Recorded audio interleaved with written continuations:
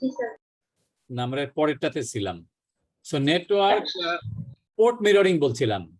Port mirroring সম্পর্কে নিশ্চয়ই আপনাদের ধারণা আছে, তাই না? What are the advantages of port mirroring, or what is the requirement of port mirroring? Can anyone tell? Nazmun Nahar Khanum. G sir, আসসালামু আলাইকুম। What are the requirements of port mirroring? Port mirroring korle you can monitor as an administrator. You can monitor uses. নির্দিষ্ট মানে particular কোন মানে port গুলোকে sir monitor করতে পারি, বা চাইলে মাল্টিপল পোর্ট আমি একসাথে মনিটর করতে পারি। কোনো আলাদা কোনো কম্পোনেন্ট লাগবে না এই ক্ষেত্রে আমার, আর আমি ইজিলি এটা সেটআপ করতে পারি। So এটা হচ্ছে একটা administrator facility. This facility is not given to all of the network users, তাই না?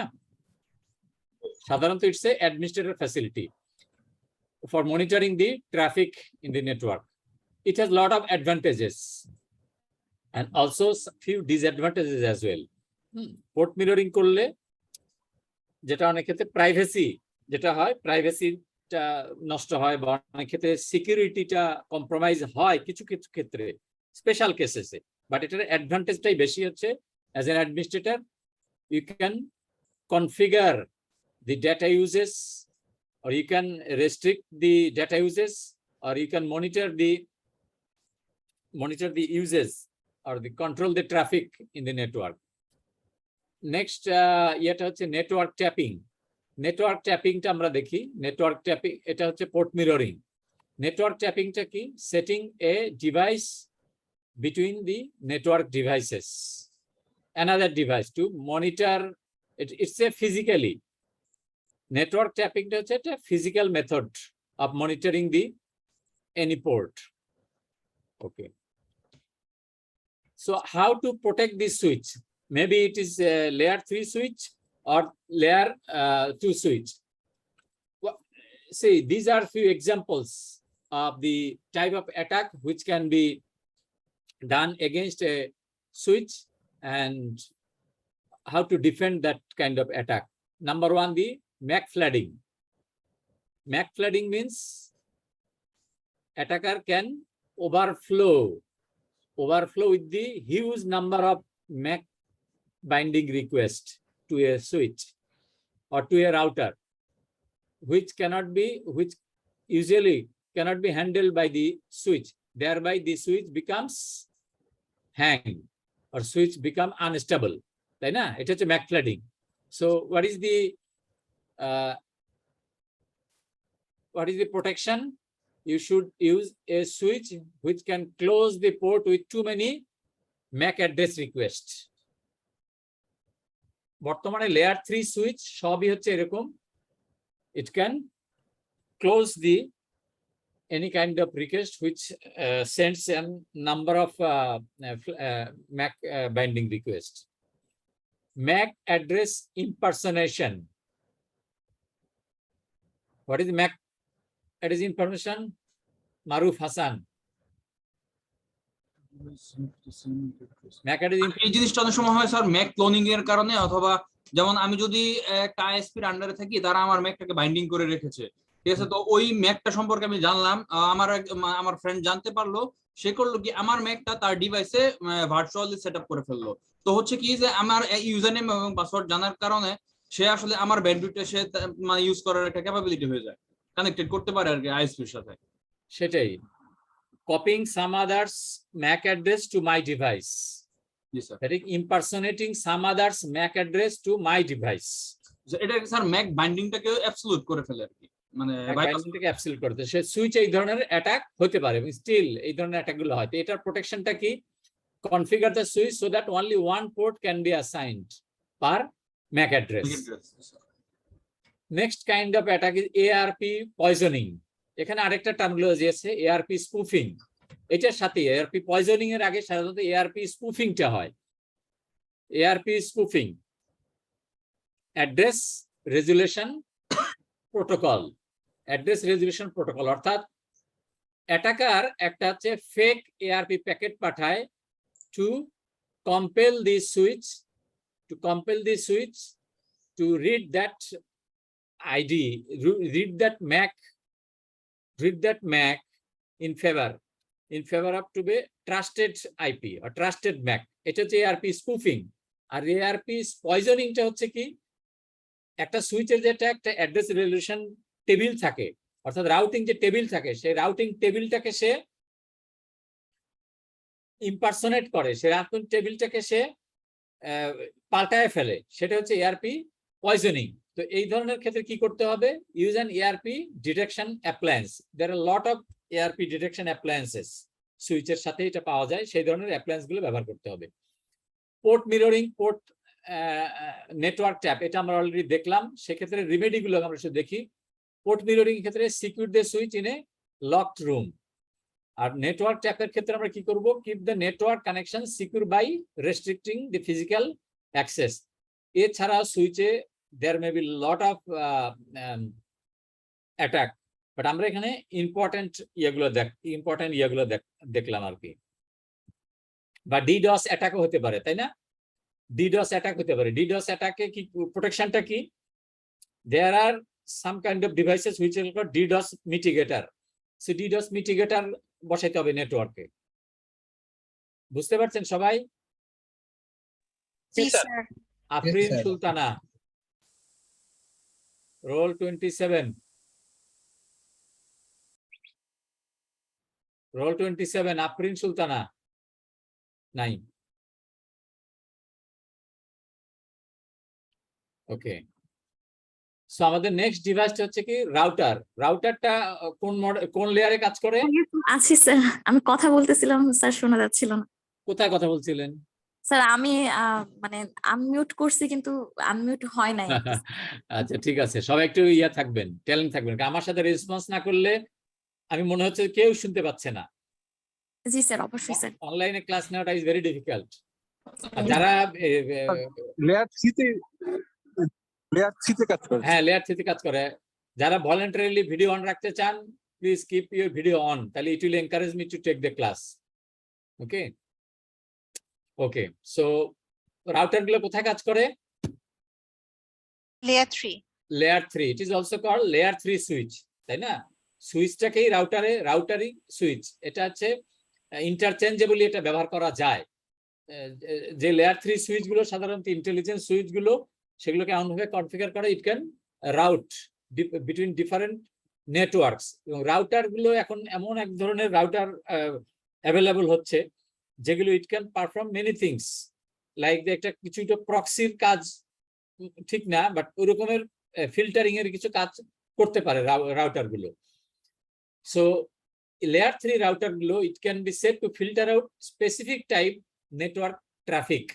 এই ধরনের লেয়ার 3 সুইচও আসছে। আমরা তো শুধু সিসকো সুইচ গুলো দেখি, বাট অনেক ম্যানুফ্যাকচারের সুইচ আছে যেগুলো it can perform the traffic filtering as well. Next important device is the load balancer.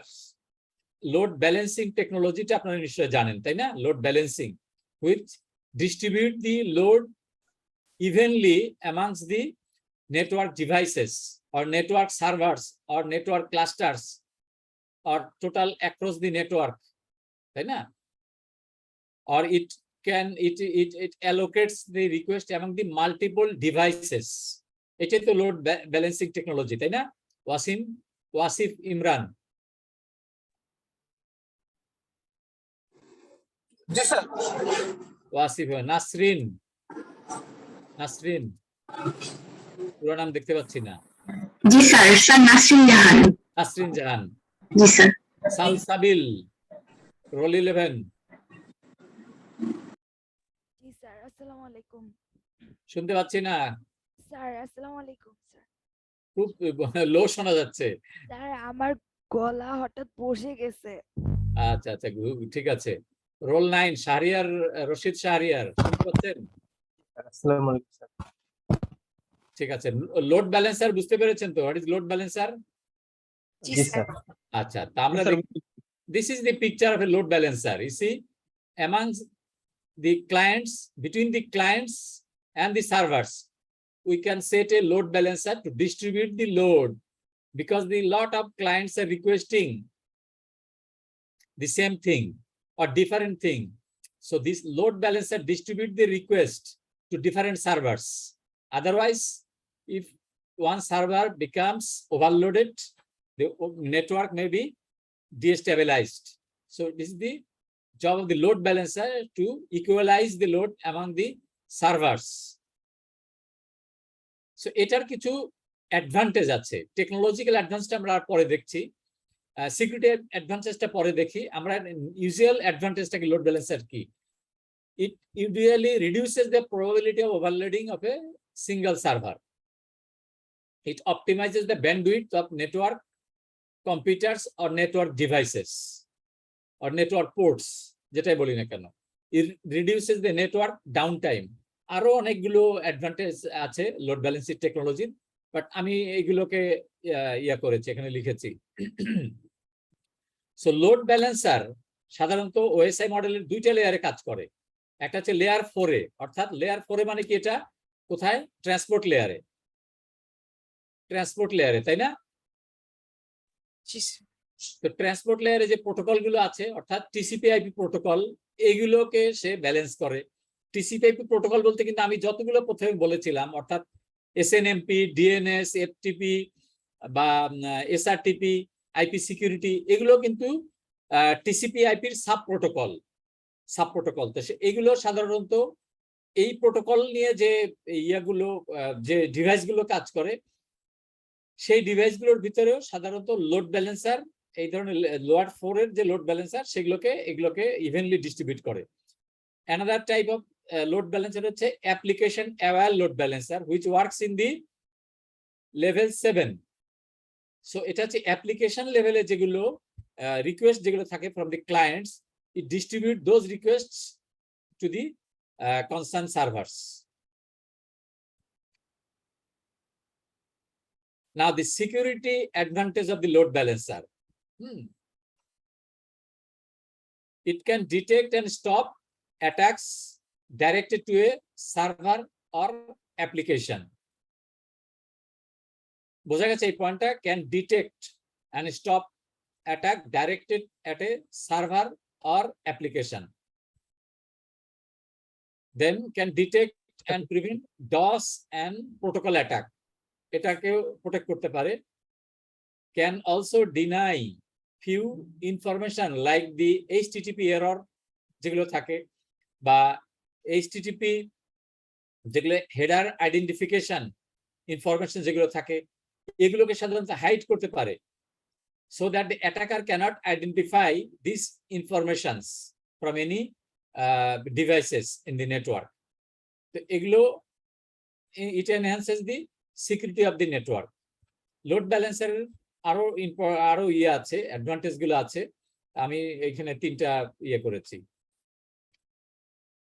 Next device হচ্ছে আমাদের প্রক্সি।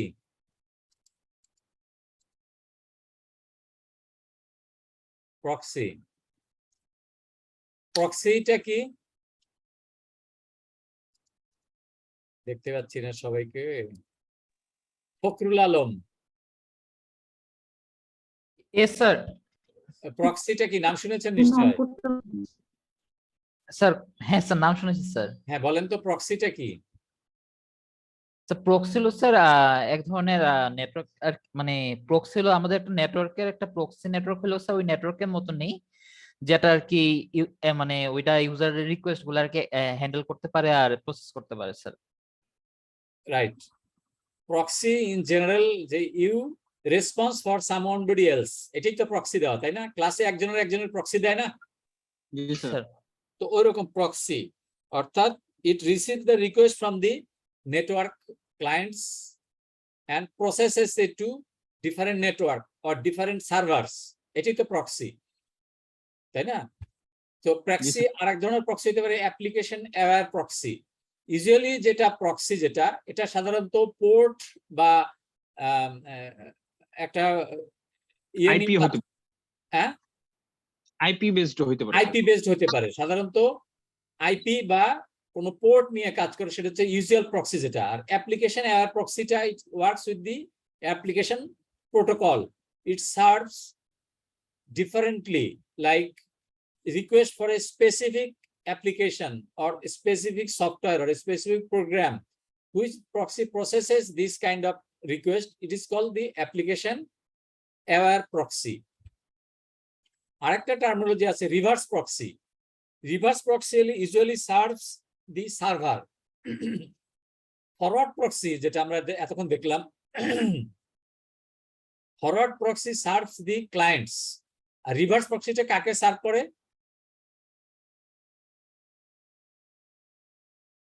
রিভার্স প্রক্সিটা serve the server.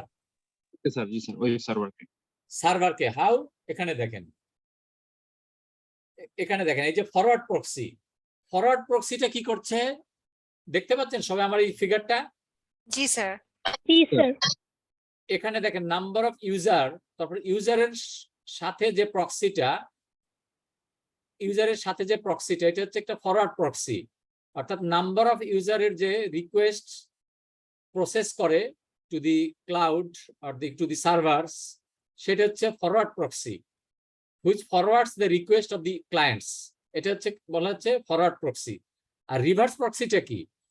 Which serves the cloud or the servers. অর্থাৎ after receiving lot of request or the request from the sir load balancing আর প্রক্সির সাথে এখানে এই application based যে প্রক্সিটা আছে মানে প্রায় সিমিলারিটি আছে কি স্যার এখানে? না না, সিমিলারিটি নাই। প্রক্সি রিভার্স প্রক্সিটা আমি বলি, এখানে দেখেন রিভার্স প্রক্সিটা হচ্ছে কি, এই যে আপনার এখানে ইন্টারনেট মানে হচ্ছে এখানে দেয়ার আর লট অফ সার্ভার্স, তাই না? জি স্যার। এখানে আমার lot of utilities, lot of server আছে, এখানে মনে করেন 10টা সার্ভার আছে। এই যে এখানে থাউজেন্ডস আর মিলিয়ন্স অফ ইউজারের যে রিকোয়েস্ট গুলো আমার কাছে আসলো ফ্রম ডিফারেন্ট প্রক্সি থেকে একটা সার্ভারে আসলো, সার্ভার গুলো কি করে? ইট ডিস্ট্রিবিউটস দি রিকোয়েস্ট, ডিস্ট্রিবিউট দি রিকোয়েস্ট ইভেনলি। মানে যেটা আপনি বলতে চাচ্ছিলেন যে এটা লোড ব্যালেন্সিং এর মতো, প্রায় কিছুটা লোড ব্যালেন্সের মতো। অর্থাৎ এটা কি করছে?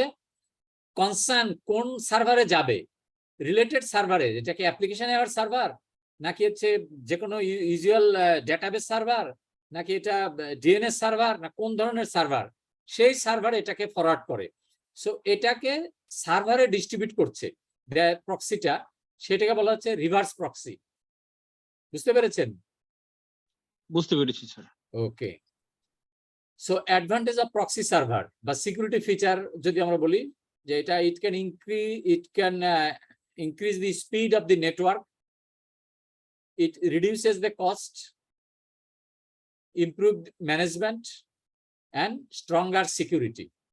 যত আমি পোর্টটা আমি যত কনফিগার করব, তত আমার এটা আমার নলেজে থাকবে যে who is using which port, who is using which application, who is using which server. তার মানে আমার এটা সিকিউরিটি ফিচারটা এনহ্যান্স হচ্ছে থ্রু দি প্রক্সি সার্ভার।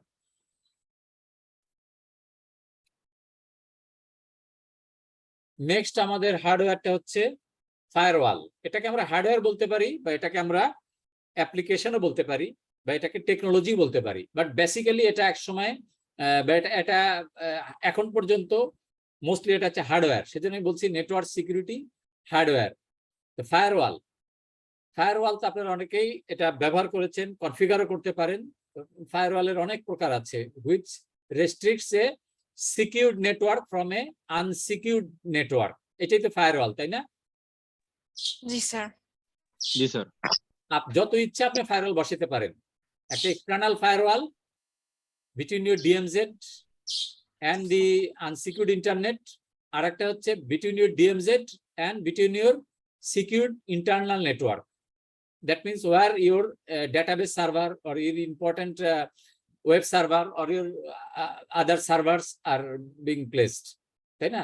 বা এখানে শুধু আপনি যদি একটা ব্যবহার করেন, your network become a bit insecure.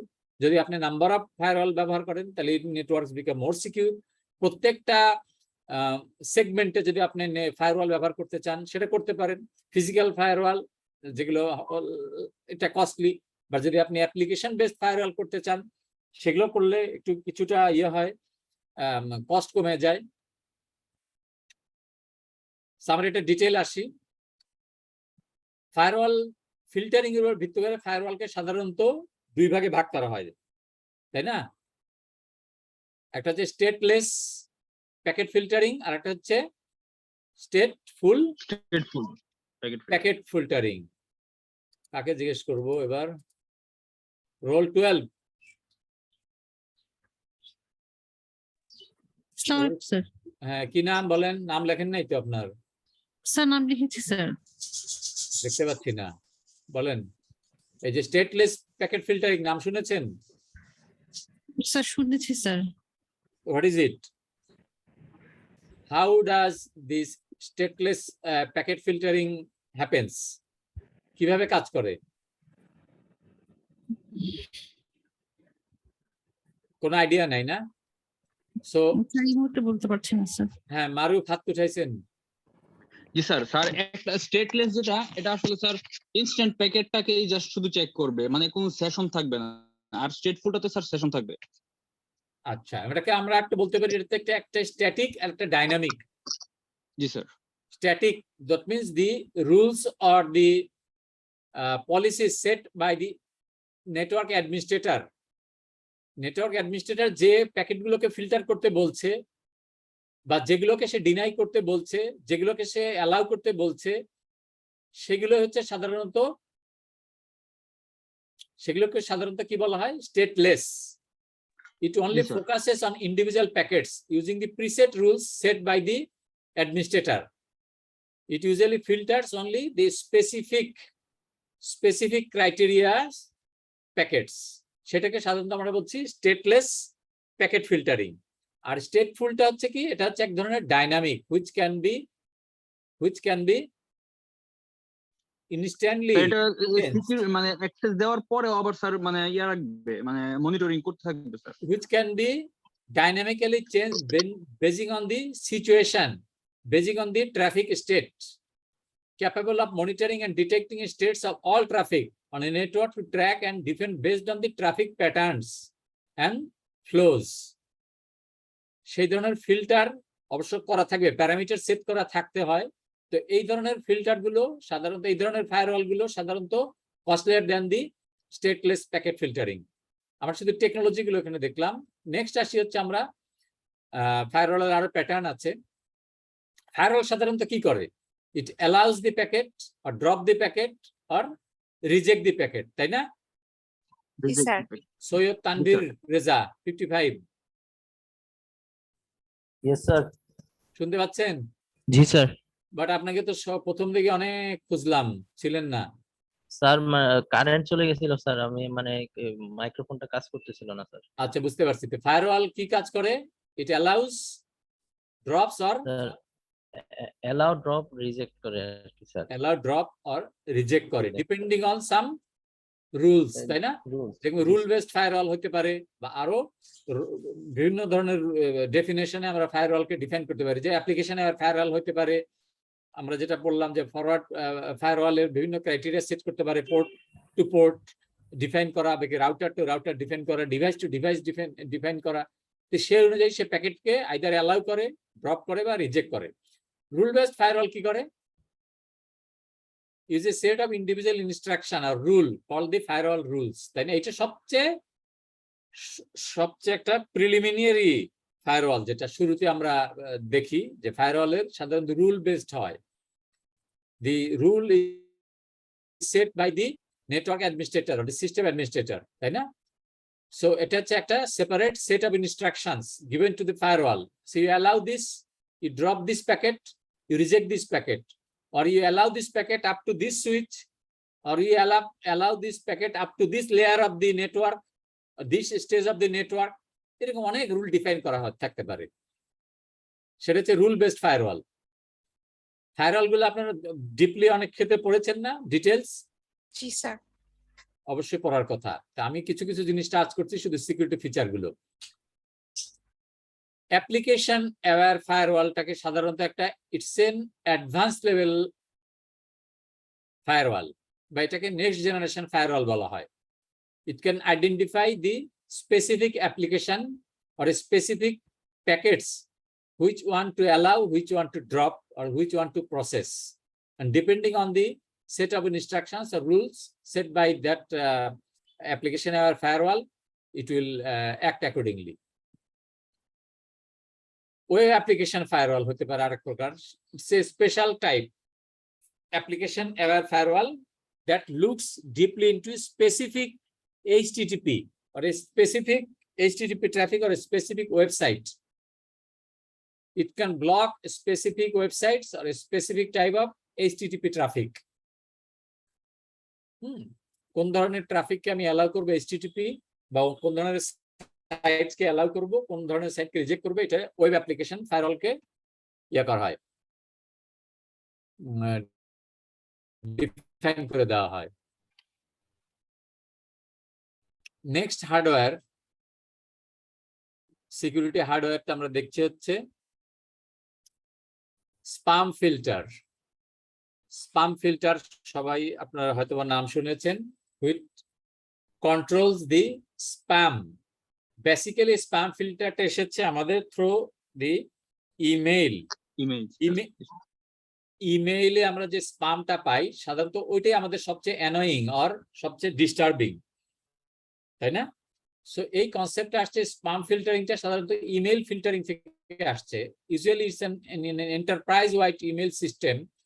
সাধারণত এই যে দুইটা প্রোটোকল আমরা ব্যবহার করি for incoming and outgoing email, অর্থাৎ SMTP প্রোটোকল আর একটা হচ্ছে পপ প্রোটোকল, তাই না? জি স্যার। SMTP-টা ব্যবহার করা হয়েছে আউটগোয়িং মেইলের ক্ষেত্রে, আর পপটা ব্যবহার করা হয় ইনকামিং এর জন্য। ইনকামিং মেইলের ক্ষেত্রে ব্যবহার করা হয়। সাধারণত আমরা যদি আরেকটা আছে স্যার, IMAP স্যার।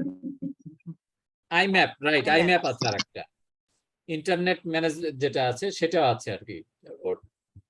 সাধারণত হ্যাঁ ওইটা হচ্ছে যেটা আমরা পিং করি। সাধারণত পিং সাধারণত কোন ইয়াতে যায়, কোন প্রোটোকলে যায়? SNMP না, ওই যে ইয়া বললো যেটা কি নাম, মারুফ যেটা বললো, IMAP এ যায় স্যার। IMAP এ যায় পিং, তাই না? সো আমরা সাধারণত যদি স্পাম ফিল্টার বসাই এই দুইটা প্রোটোকলের সাথে, এই দুইটা SMTP সার্ভার, পপ সার্ভারের সাথে, which can ensure the security of the our mail server, like the spam filter installed on the SMTP server R spam filter installed on the POP3 server। আমরা একটু ইয়াতে দেখি, আমরা ছবিতে দেখি, এখানে দেখেন spam filter with SMTP server দেখতে পাচ্ছেন আমার মাউসটা? জি স্যার। জি স্যার, দেখতে পাচ্ছি। Spam filter listens on the port 25 say এটা সাধারণত SMTP server is configured to listen. এটা হচ্ছে কি, প্রথম একটা SMTP server which transports the spam সহ যে মেলগুলো, স্পাম সহ মেলগুলোকে উইদাউট ফিল্টারিং সেটা পাঠাচ্ছে একটা স্পাম ফিল্টারে। So it listens on port 25, forwards to another SMTP server to port 26। এটা কনফিগার করা যায় উপরে করে, এটা পাঠাচ্ছে আউট ইনকামিং POP3 সার্ভারে, then it goes to the email receiver. So a spam filter, it filters the spam in case of the SMTP. Understood? আর আরেকটা আমরা দেখি সেটা হচ্ছে স্যার এখানে পোর্ট নাম্বারটা চেঞ্জ করার কি দরকার ছিল? SMTP তো 25 নাম্বার পোর্টে কাজ করে, এই যে ফিল্টার করার পরে 26 নাম্বারে কেন গেল? এটা আপনি কনফিগার করতেই পারেন, এটা যে কোনো পোর্ট দেওয়া যাবে। হ্যাঁ, যে কোনো পোর্ট দেওয়া যাবে। হ্যাঁ, এটা হচ্ছে পোর্টটা আপনার হচ্ছে এই যে SMTP ফিল্টার যেটা 25 যেটা, এটা হচ্ছে ডিফল্ট পোর্ট, বাট আপনি যে কোনো পোর্ট ইউজ করতে পারবেন। যেমন HTTP ডিফল্ট পোর্ট হচ্ছে 80, কিন্তু আমরা ইচ্ছে করলে 80 তেও করতে পারবো, ইট ডাজন্ট ম্যাটার। ইউজুয়ালি যেটা হয় পোর্ট 25 এ সাধারণত এটাকে ইট রিসিভস দি মেইল। সো SMTP দেখলাম আমরা। নেক্সট যে POP3 সার্ভারের উপরে এরকম আমরা দেখেন POP3 সার্ভার যেটা ইনকামিং মেইলের ক্ষেত্রে, POP3 সার্ভারের সাথেও আমরা একটা স্পাম ফিল্টার কনফিগার করতে পারি। সেটার অ্যাডভান্টেজটা কি? All spam must first pass through the SMTP server and be deliver to the users mail box. হ্যাঁ, can result in increase cost. সাধারণত POP3 সার্ভারের উপরে যদি আমরা ইয়া করি, অ্যানাদার স্পাম ফিল্টার বসাই তাহলে it becomes a bit costlier than the SMTP সার্ভারের উপর বসালে। নেক্সট হচ্ছে আমাদের একটা হার্ডওয়্যার প্লাস টেকনোলজি, দুইটাই বলতে পারি আমরা। কয় মিনিট হয়েছে? Do you need break? No sir. আজকে ব্রেক লাগবে না, অন্যদিন তো। ঠিক আছে, রোল 38 জারিন। রোল 38 জারিন না কি নাম, পুরো নাম দেখতে পাচ্ছি না। জারিন তাসনিম নাকি? শুনতে পাচ্ছেন? জি স্যার। হ্যাঁ, নাম শুনেছেন? ভিপিএন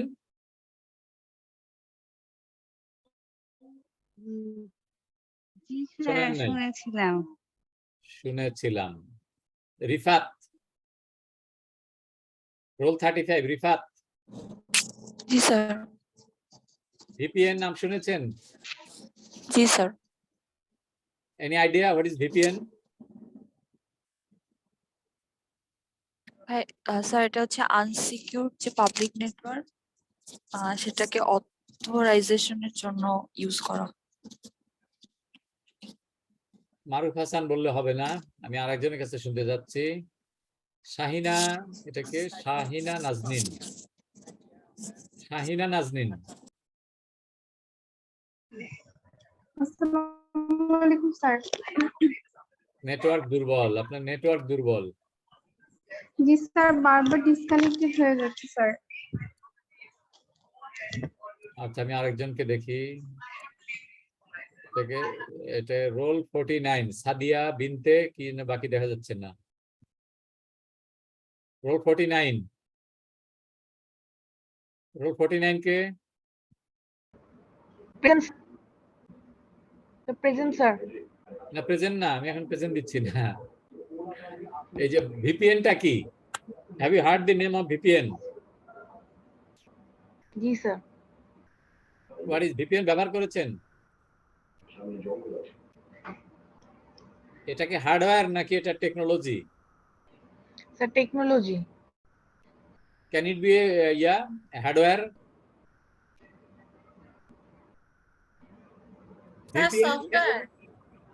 স্যার এটা হার্ডওয়্যার হইতে পারে স্যার। এক্স্যাক্টলি, এটা হার্ডওয়্যারই হতে পারে। বেশিরভাগ ক্ষেত্রে এটা হার্ডওয়্যার হ্যাঁ ছিল স্যার, আগে। এখনো হার্ডওয়্যার আছে স্যার, বিভিন্ন এখনো আইএসপি হার্ডওয়্যার বা আছে। বড় বড় কোম্পানি যেগুলো সার্ভার ম্যানেজ করে ওরা আছে হার্ডওয়্যার ভিপিএন ইউজ করে। হার্ডওয়্যার ভিপিএন ব্যবহার করে এন্টারপ্রাইজ নেটওয়ার্ক যারা, এই যে আমি আসছি সাইট টু সাইট ভিপিএন, যেটা সাইট টু সাইট ভিপিএন আর কিছুই না, it's a router. It's a router, রাউটারটাকেই মানে সেই ধরনের রাউটার, সেটাই হচ্ছে রাউটার বেসড ভিপিএন। সেটাকে বলা হচ্ছে it's a hardware based VPN. হ্যাঁ, যে সমস্ত রাউটারকে ভিপিএন এর কাজে ব্যবহার করা হয় সেগুলোকে বলা হয় hardware VPN. Site to site ভিপিএনটাই হচ্ছে সাধারণত হার্ডওয়্যার ভিপিএন। আর আমরা যেটা ওপেন ভিপিএন যেগুলো ব্যবহার করি, যেগুলো স্বল্প মূল্যের VPN, these are almost A software or application. So VPN এর মাধ্যমে what we do, we establish a tunnel between a web server and a web browser, তাই না? জি স্যার। জি স্যার। উই একটা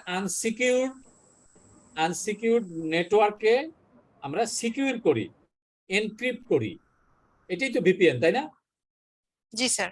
VPN, it does encrypts all their data traffic including header and the payload, সবকিছুকেই সে করে, encrypt করে, তাই না? জি স্যার। রোল 4 কে নাম লেখে নাই। অনলাইন ক্লাসে সবাইকে জাগিয়ে রাখা খুব ডিফিকাল্ট। রোল 4 কে? নাই, রোল 4 নাই। আছি স্যার, স্যার আমি আছি। কে, নাম কি? স্যার শাহনাজ। শাহনাজ, কই ছিলেন? স্যার আমি এখানে ছিলাম স্যার, আমার নাম প্রথমে ছিল স্যার, আমি আবার লগ আউট হয়ে গিয়েছি, পরে এখন আবার শুধু আইডি লিখে তাড়াতাড়ি করে জয়েন করেছি। আমি কি বলেছি ভিপিএন সম্পর্কে বলেন। Actually what the VPN does, how it works sir between you and VPN, who? Sir private network, এটা হার্ডওয়্যারও হতে পারে। না, আমি বলেছি এটা ইট কানেক্টস হু এন্ড হু, কাকে কাকে কানেক্ট করে এন্ড হাউ ইট কানেক্টস। এই সিআর সাইদুর, স্যার সাইদুল ভাই ট্রাভেলিং এ আছেন স্যার। ট্রাভেলিং এ আছেন। ট্রাভেলে থাকলে তো ক্লাস অ্যাটেন্ড করা যায়। নাই। রোল 14 সাইলাবি জাহান। আর ওর এখানে স্যার নেটওয়ার্কের অনেক সমস্যা গ্রামে। কার? হ্যালো হ্যাঁ, রোল 14 বলেন। আমি কি বললাম ভিপিএন সম্পর্কে? স্যার, ভিপিএন হচ্ছে একটা হার্ডওয়্যারের মধ্যে এটা ইউজ করা হয় স্যার। আমরা যখন রাউটার গুলো কোনো হার্ডওয়্যারের কাছে ইউজ করবো তখন সেটা হচ্ছে হার্ডওয়্যার ভিপিএন হবে। আমি বলেছি it connects a web server and a web browser. It Web browser. establishes secure connection between these two endpoints. Endpoints টা কি? Can anyone tell what are endpoints? Sir end device. Sir targeted যেই address sir এটাই end point. endpoint এর একটা definition আছে in VPN tunneling এ। VPN tunneling এ something different endpoints। অর্থাৎ আমার যে টানেলের যে দুইটা, যেটার মধ্যে সিকিউর কানেকশনটা হবে, দ্য এনক্রিপশন হবে for the specific session or specific time, এই দুইটা ডিভাইসকেই বলা হচ্ছে end points for that tunnel. ঠিক আছে? So all data transmitted between this two end points remain always encrypted. Maybe it's a header or the payload, all has to be encrypted. কি encryption ব্যবহার করবে সেটা ডিফারেন্ট জিনিস। So type of VPN, আমরা যদি লোকেশনের উপরে চিন্তা করি তাহলে রিমোট দুই ধরনের হয় সাধারণত ভিপিএন। একটা হচ্ছে রিমোট অ্যাক্সেস ভিপিএন আর একটা হচ্ছে site to site VPN. Remote access ভিপিএনটা হচ্ছে কি, এখানে দেখেন ছবিটা দেখতে পাচ্ছেন? জি স্যার। জি স্যার। সাধারণত রিমোট অ্যাক্সেস ভিপিএনটাকে it connects a remote client or single user to a LAN network. মনে করেন তার একটা অফিসে রিমোটলি কানেক্টেড হবে, so he or she can use this type of remote access VPN। এবং সাধারণত এই ধরনের ভিপিএন এর সাধারণত টিএলএস বা এসএসএল এই যে প্রোটোকলটা সাধারণত সেটা ব্যবহার করছে। এবং অফকোর্স তার যেটা ভিপিএন সার্ভার থাকবে তার এন্টারপ্রাইজে, সেই ভিপিএন সার্ভারটাকে সেই ধরনের remote access VPN protocol support করা থাকতে হবে। অর্থাৎ রিমোট ক্লায়েন্ট যে সে এসএসএল বা টিএলএস ভিপিএন এটা ব্যবহার করে কানেক্ট হবে। Single client connecting two A VPN server from a remote place or distance. This is called remote access VPN. Site to site VPN, it connects to LAN network. মনে করেন একটা বড় enterprise office, they have got different office one at Narayanganj, one at Dhaka, one at Uttara. তো এরকম তাদের তিনটা LAN আছে, তিনটা ব্রাঞ্চ অফিস আছে, প্রত্যেকটাই এরকম ভিপিএন রাউটার আছে। দেখতে পাচ্ছেন এই যে এরকম আমার ইয়েটা? জি স্যার। স্যার ভিপিএন রাউটার, এই যে ভিপিএন রাউটার, এই ধরনের এটা কি, এটা ফিজিক্যাল না? জি স্যার। জি স্যার। এটা ফিজিক্যাল। তো এই যে এই ধরনের রাউটার গুলোকে ভিপিএন রাউটার বলা হয় এবং এই যে সাইট টু সাইট ভিপিএন বলা হয় এই সব ক্ষেত্রে। অর্থাৎ ইট কানেক্টস রাউটার টু রাউটার, অর্থাৎ এটাকে রাউটার ভিপিএন বলা হচ্ছে। Mostly in the corporate world, mostly in the big enterprise office, they can connect, establish the secure network amongst their offices through the VPN router. But এটাকে purchase করতে হয়, these are not free. এটা কি free হয়? হিমাদ্রি দাস রেশমি, sir এই যে এটা কি ফ্রি পাওয়া যায় এই যে site to site VPN? Hello হ্যাঁ শুনতে পাচ্ছি। হ্যালো হ্যাঁ শুনতে পাচ্ছি। How much it may cost? Any idea? এই যে site to site VPN router, sir idea নাই স্যার। কার আইডিয়া আছে? স্যার এটা ডিপেন্ড করে স্যার। ডিপেন্ড করে স্যার এটা। হ্যাঁ এটা depend আইডিয়া, এনি আইডিয়া? আমার কোন আইডিয়া আছে? স্যার লাখের উপর স্যার 60,000 টাকা মনে হয় লোয়েস্ট প্রাইস স্যার। 6,000 টাকার অর্ডার তো হয় স্যার। ওগুলা তো মানে না, এন্টারপ্রাইজ এত না কমে হবে না, যেটা এন্টারপ্রাইজ স্যার। ভিপিএন 61,000 স্যার, সবচেয়ে লোয়েস্ট আছে মেবি 61,000, হাইয়েস্ট মেবি আমি দেখছি স্যার 33 লাখ পর্যন্ত। বাট ইউজুয়ালি এটা মিনিমাম 5 to 6 লাখের গুলো যে আপনি কাজ করতে পারবেন, আদারওয়াইজ যেগুলো সেগুলো স্যার। কাজ হবে না। It will not ensure your stability, reliability or as well as the security. বুঝেছেন? জি স্যার। So, এই ধরনের ভিপিএনটা আমরা শিখলাম। এখন দেখেন আমরা আরেকটা টেকনোলজি বা হার্ডওয়্যার, দুটো হতে পারে ভিপিএন কনসেন্ট্রেটর। একটা এন্টারপ্রাইজ অফিসের মনে করেন they have lot of VPN router, many VPN router, so they need a VPN concentrator as well. Wasif, Imran, G sir. শুনতে পাচ্ছেন? জি স্যার। VPN concentrator নাম থেকেই বোঝা যাচ্ছে, তাই না? It aggregates hundreds of thousands of VPN together, VPN connection. আমরা তো চিন্তা করি আমাদের একটা স্মল নেটওয়ার্ক নিয়ে, বাট যারা ক্লাউডে কাজ করে, যারা বড় এন্টারপ্রাইজ নেটওয়ার্ক, যাদের অফিস গ্লোবালি ইয়া হয়ে আছে, তারা দে কানেক্ট দেয়ার VPN রাউটার ক্লায়েন্টের সাথে ইন্ডিভিজুয়াল ভিপিএন দিয়ে কানেক্টেড থাকে থ্রু VPN কনসেন্ট্রেটর। এখানে দেখেন এই যে নাম্বার অফ VPN রাউটার আছে, আবার নাম্বার অফ এই ক্লায়েন্ট আছে, তাদেরও একটা VPN আছে, দ্য ক্লায়েন্ট VPN যেগুলো, আবার এটা হচ্ছে রাউটার VPN রাউটার যেগুলো আছে। তো প্রত্যেকটার যে রিকোয়েস্ট গুলো একটা থ্রু দি কর্পোরেট অফিসে, সেখানে একটা VPN কনসেন্ট্রেটর থাকতে পারে। সো VPN কনসেন্ট্রেটরটা কি করে? It connects the VPN routers through IP security VPN, মানে এখানে যে ইয়াটাগুলো ব্যবহার হয়, সিকিউরিটি ফিচারটা ব্যবহার হয় IP সিকিউরিটি। IP সিকিউরিটি আমি পরের স্লাইডে আসছি, কিঞ্চিত আমি এটা টাচ করব। বা এটাকে লেয়ার 2 টানেলিং, যেটা লেয়ার 2 L2 TP, সেটা ব্যবহার হতে পারে। সাধারণত লেয়ার 2 টানেলিং এর সাথেই IP সিকিউরিটিতে ব্যবহার হয়, একসাথে ব্যবহার হয় to ensure the more security. আর ক্লায়েন্ট বেস যেটা আমরা আগে বলেছি যে সেই SSL বা TLS ব্যবহার করে to ensure their security. So এই ডিভাইসগুলোর ইয়েগুলো কি, এই ডিভাইসগুলোর অ্যাডভান্টেজ গুলো কি? It ensures the it as it aggregates the VPN tunnels, সুতরাং it can centrally administer and monitor এদের যেগুলো যে টানেলিং এর যে এনক্রিপশন যেগুলো হচ্ছে, সেই এনক্রিপশন গুলো প্রপারলি সিকিউরড হচ্ছে কিনা, it can be ensured through the VPN concentrator. VPN কনসেন্ট্রেটরের বিভিন্ন অ্যাপ্লিকেশন আছে, যেটা আপনার বিভিন্ন ইয়ার মতো, আমাদের প্রক্সির মতো বা ফায়ারওয়ালের মতো, সেই অ্যাপ্লিকেশন গুলো দিয়ে সাধারণত এটাকে মনিটর করা হয় যে কোন ধরনের IP সিকিউরিটি বা কোন ধরনের লেয়ার 2 টানেলিং প্রোটোকল বা কি প্রোটোকল গুলো ব্যবহার করা হচ্ছে, বা এনক্রিপশন গুলো কি ব্যবহার করা হচ্ছে, হ্যাঁ, অ্যাডভান্স এনক্রিপশন করা হচ্ছে নাকি ট্রিপল এনক্রিপশন করা হচ্ছে, এগুলো সাধারণত মনিটর করা যায়। এখানে আমরা দেখছি হচ্ছে টানেলিং প্রোটোকল গুলো। আমি একটু আগে যেটা বলছিলাম যে VPN দিয়ে সাধারণত VPN amongst the client and সার্ভারের ভিতরে আমরা কি করি, একটা establish a VPN টানেল, তাই না, which is secured।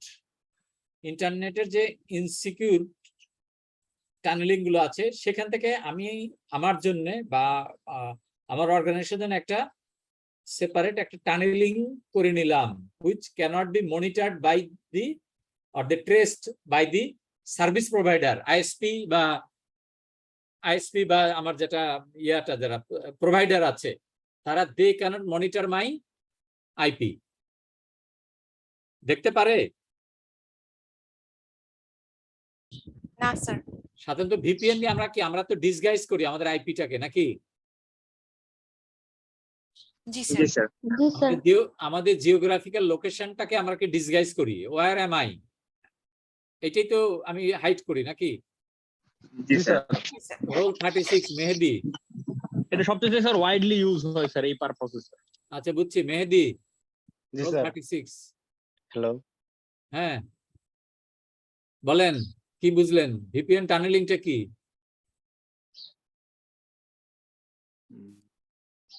দেখতেই পাচ্ছি না সবাইকে আমি। আচ্ছা ভিডিও অন করেন তো সবাই, ভিডিও অন করেন দেখি। আমার গলা শুকায় যাচ্ছে, আপনাদের কোনো কণ্ঠে শব্দ নাই। ভিডিও অন, দেখতে পাইলাম কাকে? ওয়াসিফ ইমরান এখন ভিডিও অন করেন নাই।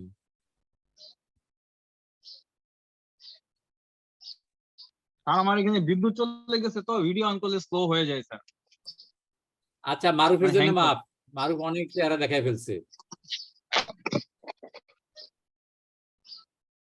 এই যে কাকে দেখলাম, এটা না দেখাই যাচ্ছে না সবাইকে। নওশাদের চেহারা এতক্ষণে দেখা গেল। নওশাদ, স্যার আমার কিন্তু কম্পিউটারে স্যার ভিডিও অন করা অপশনটা নাই স্যার আমার কম্পিউটারে, ডেস্কটপে। আচ্ছা দেখি এটাকে। স্যার আমি অন করেছি উপরোল। কিন্তু আমার না বুঝতে কারেন্ট পারছি। নাই স্যার। আব্দুল্লাহ রোল 31 বাসায় আছে মনে হচ্ছে। জি স্যার। নুসরাত পারভেজ কোথায় যে আছে বোঝা যাচ্ছে না। এই যে আমাদের আব্দুল্লাহ আল কাফি। স্যার আমি একটু বাইরে আছি স্যার। কে বাইরে আছেন? স্যার সাইদ। আচ্ছা বুঝতে পারছি। শাহনাজের বাসায় কারেন্ট নাই বোঝা যাচ্ছে। রোল 4। আচ্ছা এটাকে রোল 8 রুবাইয়া জাহিন সুন্না। রুবাইয়া জাহিন সুন্না কোথায় আপনি? নাই সে নাই। Laila Yasmin. Hello sir. Sir আমি সাবরিয়ার রেইজড হ্যান্ড। বলেন সাবরিয়ার। আমার ক্যামেরাটা কাজ করছে না, ক্যামেরা কিন্তু অন করা স্যার। আচ্ছা ঠিক আছে সবাই। রিনেম করা যাচ্ছে না তো স্যার আরেকবার। আচ্ছা অসুবিধা নাই, সবাই ক্যামেরা অফ করতে পারেন। আমি জাস্ট একটু ইয়ে নিলাম। মাঝে মাঝে লাইভ থাকেন, কারণ আমি একা কথা বলছি, আপনারা অন্য সময় তো চেহারা দেখতে পাই, এখন দেখতে পাচ্ছি না। সো ভিপিএন টানেলিংটা যথেষ্ট ইম্পর্টেন্ট টেকনোলজি। এটা যে কে যেন বলছিল যে ওয়াইডলি ইউজড ভিপিএন, সবাই নিজেকে গোপন করতে চায়, তাই না? Everybody wants to hide themselves, everybody wants to browse. কি বলে এটা, কি মোডে যেতে চায় সবাই? অ্যানোনিমাস না, আরেকটা শব্দ আছে। Incognito sir. কগনিটো। আর কি আরেকটা শব্দ আছে? অ্যানোনিমাস, ইনকগনিটো, আর কি আছে? প্রাইভেট মোডে স্যার। হ্যাঁ প্রাইভেট মোড। সবাই প্রাইভেট মোড চায় এখন। বাট প্রাইভেট মোডটা হইতে হবে কার সাথে? নিজের প্রাইভেট ব্যক্তির সাথে হবে, তাই না? স্যার এন্ড পয়েন্টের সাথে, এন্ড পয়েন্টের সাথে প্রাইভেট ব্যক্তির সাথে প্রাইভেট হওয়া যায়, বাট যেগুলো প্রাইভেট না সেগুলোকে ওপেনলি করা ভালো। আবার আমি এখন যেটা বলছি যে layer 2 tunneling protocol, it's an elementary একটা প্রোটোকল, লেয়ার 2 টানেলিং প্রোটোকল। এটা সাধারণত টানেল এস্টাবলিশ করে between the VPN server or any two end points. তারপরে কিন্তু আইপি সিকিউরিটিটা it encrypts. How it encrypts IP security? দেখেন এখানে একটা ইএসপি হেডার থাকে, এনক্যাপসুলেটেড সিকিউরিটি পেলোড থাকে, একটা অথেন্টিকেশন হেডার থাকে। অর্থাৎ এটা দুটা পেলোড হেডার দুটাকে এনক্রিপ্ট করে আইপি সিকিউরিটি। সো সাধারণত ভিপিএন রাউটার হোক বা যে ধরনের আমরা টেকনোলজি ব্যবহার করি না কেন, সাধারণত এটা একটা ডাবল প্রোটেকশন এটা ব্যবহার করা হয়। দুইটা সাব প্রোটোকল দিয়ে ব্যবহার করলে, অর্থাৎ layer 2 tunneling protocol followed by the IP security. IP security অর্থাৎ ইট হাইডস মাই আইপি। এই দুটো ব্যবহার করলে it ensures a proper tunneling between two end points in the internet, in the insecure internet. IP সিকিউরিটিটা ভালো মতো পড়বেন সবাই, যে আইপি সিকিউরিটি, আমি এটা বিস্তারিত গেলাম না যে এটা আইপি সিকিউরিটি টেকনোলজিটা, বাট সাধারণত লেয়ার 2 টানেলিং প্রোটোকলের সাথে আইপি সিকিউরিটিটা ব্যবহার করা হয় at first to establish the tunnel between two endpoints and encrypt the payload and the header. বুঝতে পেরেছেন শারমিন, শবনম? জি স্যার। গুড। নেক্সট আসি আমরা আরেকটা টেকনোলজি, বা এটাকে হার্ডওয়্যারে বলতে পারেন, এগেইন এটাকে টেকনোলজি বলা যায়। এন্টারপ্রাইজ নেটওয়ার্কে যেরকম আমরা দেখেছি যে এটাকে ইয়াতে, যেটাকে আমরা কি যেন বললাম এর আগে, ভিপিএন রাউটারটা হতে পারে টেকনোলজি, ফিজিক্যাল ডিভাইস হতে পারে, আবার টেকনোলজি হতে পারে। সো ইন্টারনেট কন্টেন্ট ফিল্টার নাম থেকে বুঝতে পারছেন যে monitor the internet traffic and filters the URL what I type. এই যেখানে একটা দেখেন, এটা হচ্ছে ভিউ ইন্টারনেট অ্যাক্টিভিটি। আমি এখানে একটা উদাহরণ দিচ্ছি যে ভিউ ইন্টারনেট অ্যাক্টিভিটি, অর্থাৎ এখানে আমার ক্লায়েন্টগুলো, আমার নেটওয়ার্ক ক্লায়েন্টগুলো কি ইয়া করছে। আমি তো আমার বিভিন্ন ফায়ারওয়ালে তো থাকছেই, বাট এখন এই যে আমরা যেটা পড়ছি যে স্পেসিফিক, অর্থাৎ আমার অ্যাপ্লিকেশন অ্যাওয়্যার, আমার মেইল শুধু ফিল্টারিং করা, বা আমার যে কোনো ইয়াগুলো পোর্টগুলোকে ফিল্টারিং করা, এগুলো স্পেসিফিক এখন বিভিন্ন ডিভাইসগুলো ব্যবহার হয়, বিভিন্ন অ্যাপ্লিকেশন ব্যবহার হয়। এরকম একটা অ্যাপ্লিকেশন হচ্ছে ইন্টারনেট কন্টেন্ট ফিল্টার। এখানে দেখেন ইন্টারনেট কন্টেন্ট ফিল্টার একটা ডিভাইস হিসেবে এখানে আসছে। হ্যাঁ, এখানে একটা ডিভাইস হিসেবে আসছে, আর এখানে সাধারণত সেটার একটা ডায়াগনোসিস পোর্টাল, যেটা ওয়েব ক্যাটাগরিজ টু ব্লক, আমি কি কি ব্লক করব। এখানে দেখেন বিভিন্ন ফিল্টারিং ক্রাইটেরিয়া দিয়ে আপনি এখানে সেফ সার্ফিং করতে পারেন, বা you compel the your clients or your host to surf safely. Internet content ফিল্টারের ফিচারগুলো সাধারণত কি হতে পারে, অনেক হতে পারে, বাট এখানে কয়েকটি ইম্পর্টেন্ট সাধারণত টেবিল 7.3 তে আছে। ওই চ্যাপ্টার 7-এ প্রথম যে বইটা দেখালাম সেখানে এক নম্বর দেখেন URL filtering and content inspection. খুব সহজ, তাই না? অর্থাৎ network administrator can block access to specific website or allow only specific website to be accessed while all others to be blocked. ব্লকিংটা করা যেতে পারে বাই কিওয়ার্ড বা ইউআরএল প্যাটার্ন বা লিস্ট অফ প্রহিবিটেড সাইটস, যেটা আমাদের এটাকে আবার স্যার ভিপিএন এর মাধ্যমে বাইপাসও করা যায় স্যার। তা তো করাই যায়। যত আমাদের যে বজ্র কি যেন একটা শব্দ আছে না, বজ্রাটনি ফসকা গিরো, ইয়ারা যারা attackers always they are smarter than the মানে সিস্টেম অ্যাডমিনিস্ট্রেটরস, তাই না? সিস্টেম অ্যাডমিনিস্ট্রেটর পরের ধাপ হচ্ছে অ্যাটাকার। তাদের প্রমোশন পেয়ে তারা ইয়া হয়, হ্যাকার বা অ্যাটাকার হয়, তাই না? অ্যাটাকাররা কি নভিস? তারা কি কিডিস? না স্যার, তারা কি মাস্টার স্যার, এক্সপার্ট স্যার। তারা এক্সপার্টের চেয়ে এক্সপার্ট হয়, এবং তাদের স্যালারি অনেক সেরকম স্যালারি হয়। নেটওয়ার্ক সিস্টেম অ্যাডমিনিস্ট্রেটরের স্যালারি যদি 2 লাখ হয়, ওই যেটা হ্যাকারদের স্যালারি হয় 10 lakh. Malware inspection and filtering. Malware যদি আপনার আগে হিস্ট্রি থেকে, আপনার আগের যেটা কন্টেন্টস গুলো থেকে যদি আপনি ফিল্টারিং করে যদি ম্যালওয়্যার গুলোকে ইয়া থাকে, স্টকে থাকে, সেগুলোকে আপনি সাধারণত ইজিলি ম্যালিসিয়াস বিহেভিয়ার প্যাটার্নটাকে ইন্সপেকশন করে you can filter the through the content filter. Next হচ্ছে প্রহিবিটিং ফাইল ডাউনলোডস। এটা খুবই দরকার একটা নেটওয়ার্কে। সাধারণত you can stop downloading the big files like the executable programs, video file, video games যেগুলো আছে না, অনলাইন ভিডিও গেমস খেললে কি সবচেয়ে কম ব্যান্ডউইথ যায় না বেশি যায়? বেশি যায় স্যার। বেশি যায়। কিরকম বেশি যায়? কি গেম সাধারণত সবচেয়ে বেশি নেট টানে এখন? অনলাইন গেমগুলো, অনলাইন যেগুলো স্যার, ওই কম্বেটিং যে গেমস গুলো থাকে, গেম অফ থ্রোনস, এইসব টাইপসের গেম এগুলো স্যার। এগুলো মানে গ্রাফিক হাই। এগুলোকে রেস্ট্রিক্ট করতে পারলে নেটওয়ার্কের অনেক ট্রাফিক লোড কমে যায়, তাই না? জি স্যার। জি স্যার। এগুলোকে প্রহিবিট করা।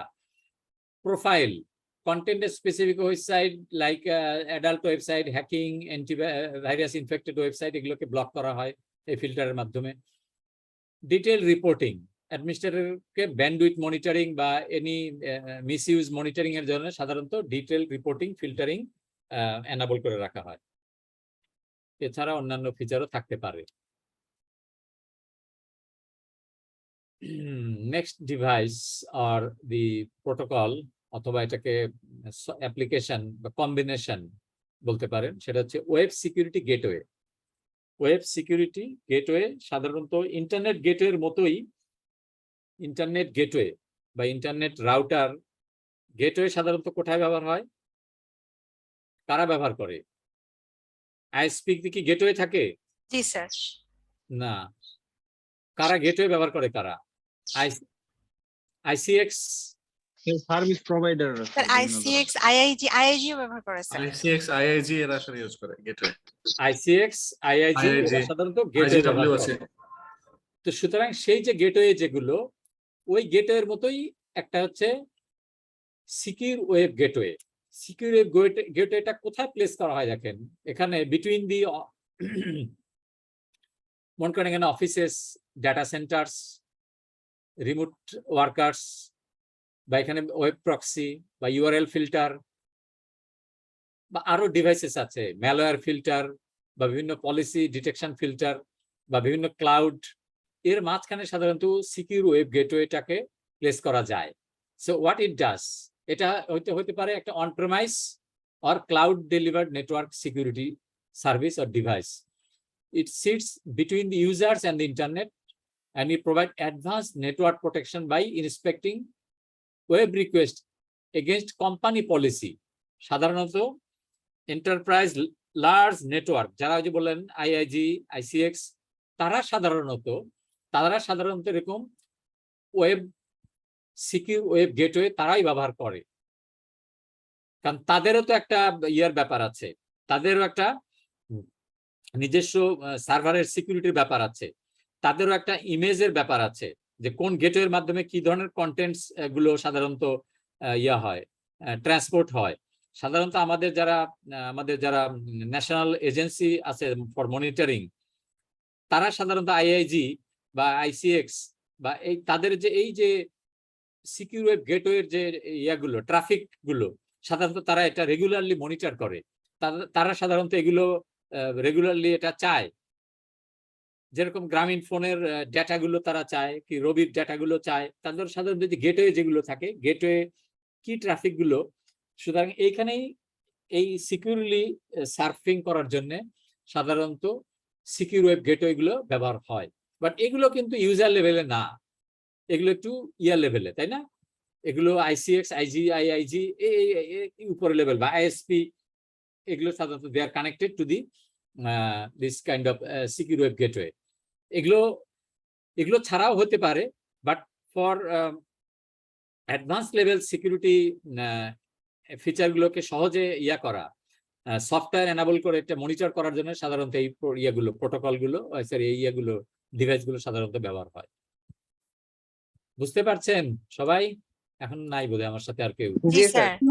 বুঝতে পারছি। আচ্ছা, বুঝতে পারছেন। আমার একটু ব্রেক লাগবে, so I take a break. জি sir. Okay sir. I take a break. So have কত মিনিট ব্রেক? নামাজের সময় 10 মিনিট। এখন বাজে 3:55 বাজে না? তো আমরা কয়টায় শুরু করতে পারি? স্যার 4:15। না, 4:15 হলে কি আসরের নামাজ পড়া যাবে? আসরের জামাত কয়টায় হয় ওয়াক্ত? আমি 5 মিনিট ব্রেক নিতে চাই। হ্যাঁ, 5 minutes break. Okay. Okay, thank you. So remain with me or have break. Assalamu alaikum. ওয়ালাইকুম আসসালাম স্যার।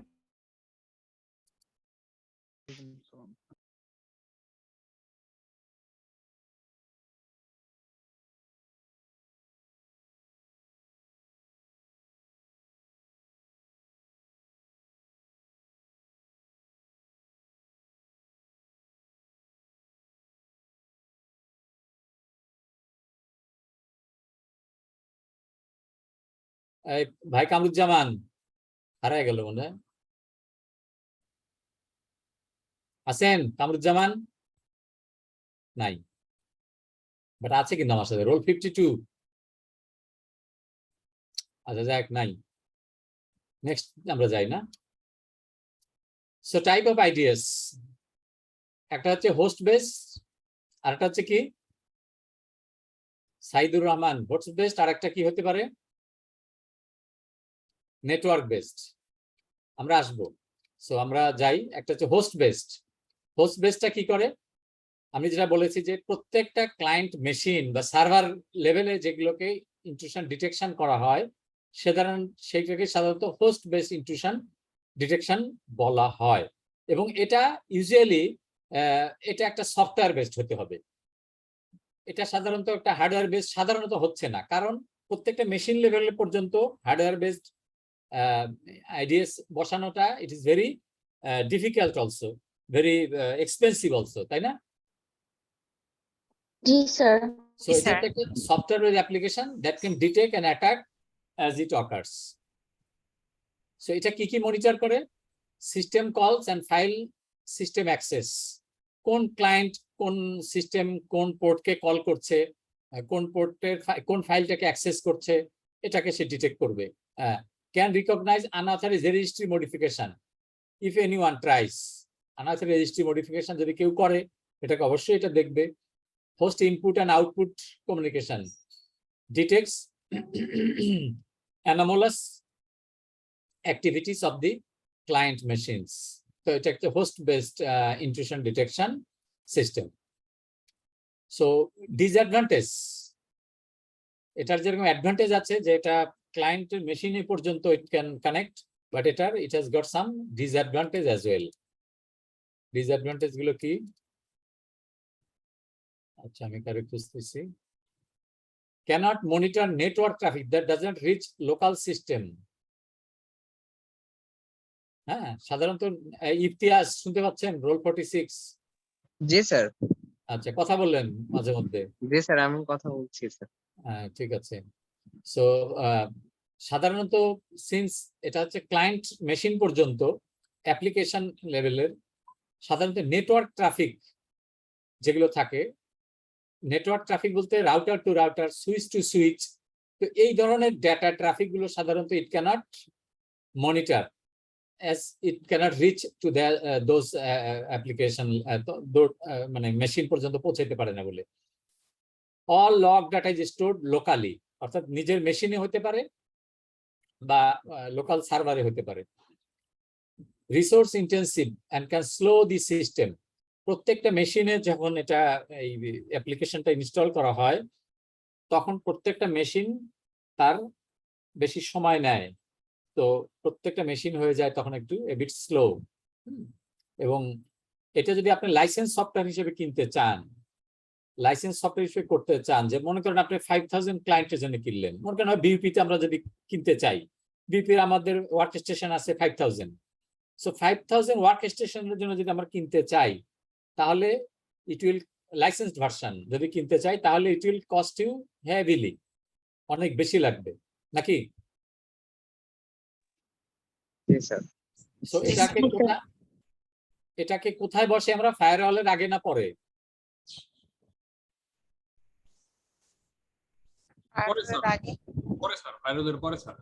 ফায়ারওয়ালের পরে বসবে স্যার। কোন দিকে, কার সাপেক্ষে?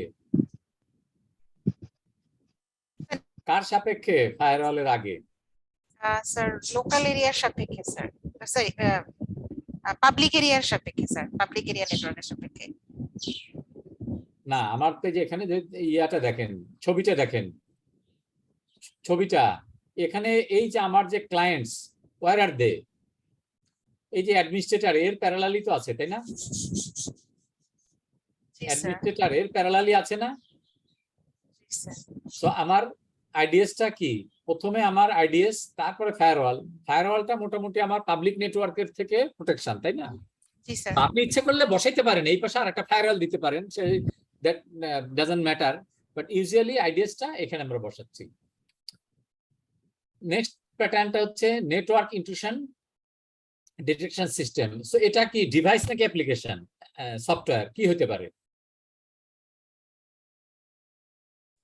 এটা software sir. Why software sir? এটা হোয়াই নট ডিভাইস? কারণ নেটওয়ার্কে তো আমি ইচ্ছে করলে হতে পারে স্যার, দুইটাই হতে পারে, বাট ডিভাইস সফটওয়্যারটা বেশি এলিজিবল না স্যার এখানে। হ্যাঁ, সফটওয়্যার হলে বেশি এলিজিবল হয় না স্যার, কারণ না হয়, কিন্তু ইউজুয়ালি সাধারণত নেটওয়ার্ক ইন্ট্রুশন যেটা যদি আমি করতে চাই তাহলে এটা শুধু ডিভাইস দিয়ে করাটা হচ্ছে মোর প্রিফার্ড, কারণ আপনার তো সফটওয়্যার হলে স্যার অল টাইম কানেক্টেড, মানে চালু রাখতে হবে পিসি গুলোকে বা এরকম ইয়াগুলোকে। হ্যাঁ, সব সময়টাই চালু রাখতে, বাট নেটওয়ার্ক ইন্ট্রুশন ডিভাইস যেগুলো থাকে সাধারণত এগুলো খুব কম হয়। আপনি প্রত্যেকটা রাউটারের সাথে একটা করে লাগান, প্রত্যেকটা রাউটারের সাথে একটা করে লাগান, প্রত্যেকটা ফায়ারওয়ালের সাথে একটা করে লাগান, তাই না? তাহলে তো এটা ডিভাইস হওয়াটা হচ্ছে সবচেয়ে বেশি প্রিফার্ড। হ্যাঁ, সো এটা কি করে, এটা অবশ্যই এটা ইয়ে হতে পারে, অ্যাপ্লিকেশনে হতে পারে, বা এখন combination of application and device হতে পারে, বাট ইউজুয়ালি এটা সাধারণত এনআইডিএস যেগুলো নেটওয়ার্ক ইন্ট্রুশন ডিটেকশন, এগুলো সাধারণত অ্যাপ্লিকেশন, সরি, সাধারণত এক ধরনের device which watches for attacks on the network devices or network elements. So there will be lot of sensors. NIDS এর জন্য নেটওয়ার্কের শুধু যদি এটা যদি ডিভাইস হয়, তাহলে NIDS এর কিছু সেন্সরও থাকবে in the network periphery-তে। হ্যাঁ, নেটওয়ার্ক পেরিফেরিতে to gather information and report back to the central device.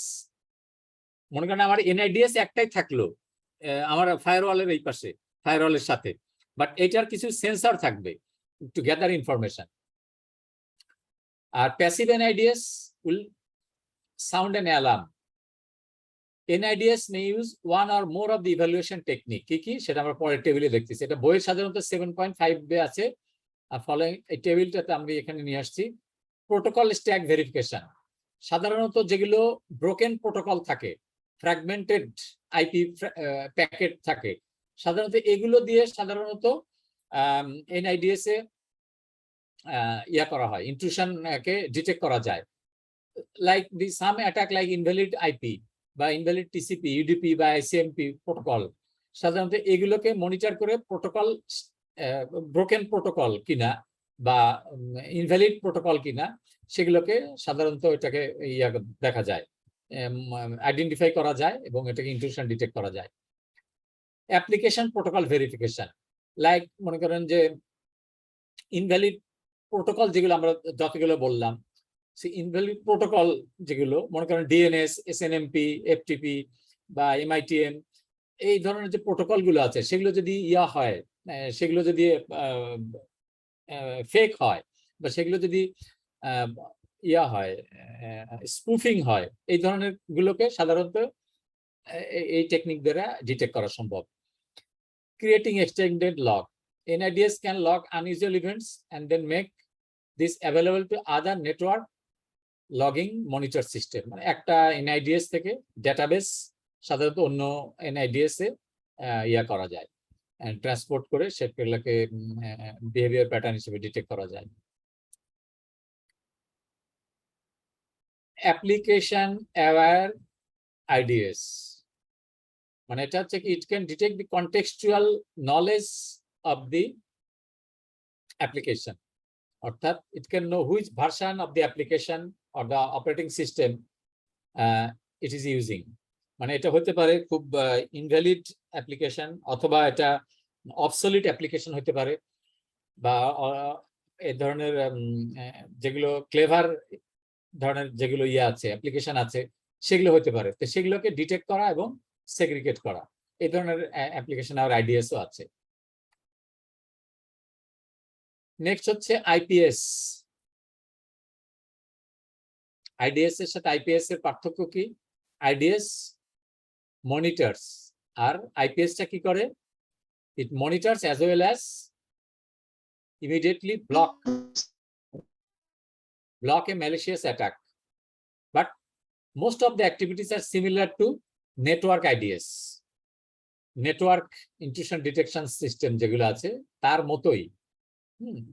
So it works in line with the firewall. সাধারণত ফায়ারওয়ালের যে দেখালাম নেটওয়ার্ক প্রোটেকশনটা, যদি যেহেতু এটা NIDS এর মতো, তার মানে এটা ফায়ারওয়ালের প্যারালালি ব্যবহার, প্যারালালি না, নেটওয়ার্কের সাথে ইনলাইন ব্যবহার হয়, অর্থাৎ যদি আমরা সিরিজে ব্যবহার হয় এরকম বলতে পারি, তাই না? অর্থাৎ ফায়ারওয়ালের আগে বা পিছে ব্যবহার করা, যদি ক্লায়েন্ট এন্ডের থেকে, মানে প্রথমে পড়বে আমার IPS। এটার একটা ভেরিয়েশন হতে পারে application aware IPS, knows which application are running as well as underlying operating system, এটা সে ডিটেক্ট করতে পারে। এখানে আমরা the similarities and the dissimilarities of the IPS and IDS আমরা দেখতে পাচ্ছি। Dissimilarities গুলো কি? IDS are detection and monitoring tools, whereas IPS is a control system. IDS do not take action on their own, but IPS, the control system, accepts and rejects a packet based on the rule set. IDS requires a human or another system to look at the results. IPS requires that the database gets regularly updated with new thread data. Similarity গুলো কি? Both read network packets and compare the contents to a database of known threads. তাই না? সুতরাং আমাদের কি দরকার? IDS দরকার না IPS দরকার? Or we require both? ফুল গাছ কে লাগাইছে এটা? ফুল গাছ স্যার বোথ হইলেই তো ভালো। লাইলা ইয়াসমিন। লাইলা ইয়াসমিন বলেন। স্যার জি স্যার হ্যাঁ বলেন। এই যে what do we need? IDS or IPS or both? To secure our network or detect maximum of our network intrusion anomaly. Sir IPS Which one is costly?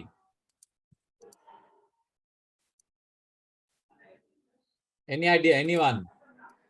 না স্যার স্যার এই মুহূর্তে বলতে না আমি জিজ্ঞেস করছি anyone?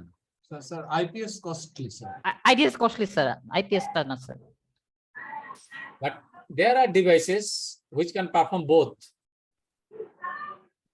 which can act as both IDS or IPS. এটাকে যদি আমি যে রোলে কাজ করাবো, তাই না? আমি যে রোলে এটাকে কনফিগার করব, IDS or IPS. বাট যদি আমি একটা IPS কিনি তাহলে it can perform as both IDS and IPS. Okay, next, let's take probably last device. Unified Threat Management, UTM, which combines or ties together all the security features as I mentioned so far. সাধারণত এগুলো এই যে দেখেন IDS, IPS, sperm filter, আমার routing policy, আমার antivirus, আমার VPN, load balancer, mail server, one optimiser বা web filter, প্রত্যেকটাকে আমি একটা for the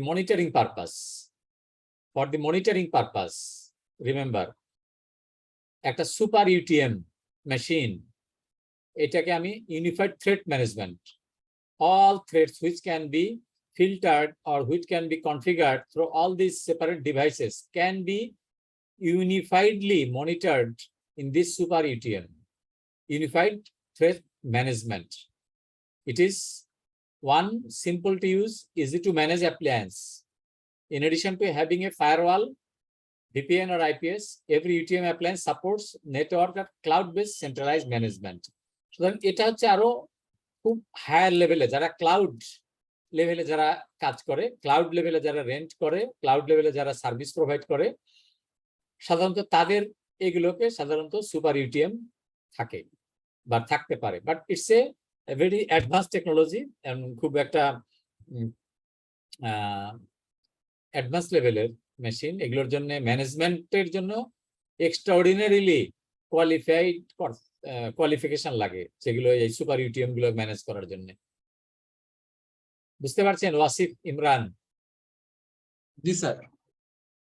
very good. So unified threat ম্যানেজমেন্টের সিকিউরিটি অ্যাপ্লায়েন্স গুলোকে কি করা যায় দেখেন, এখানে কিছু কিছু ফিচার গুলো আছে, like anti spam, anti phishing, antivirus, anti spyware, bandwidth optimisation, content filtering, encryption, firewall, instant messaging, content control, web filtering, intrusion protection. Multiple features are there on the UTM. But ওই যে all in one যেগুলো, all in one দিয়ে অনেক ক্ষেত্রে there are some weaknesses of all in one. এটা হচ্ছে professionally weaknesses থাকতে পারে ফর দি ম্যানেজমেন্ট টিম। আবার এটার lot of control panel, lot of windows need to be open for every features, এগুলোর একটা ইয়া থাকতে পারে।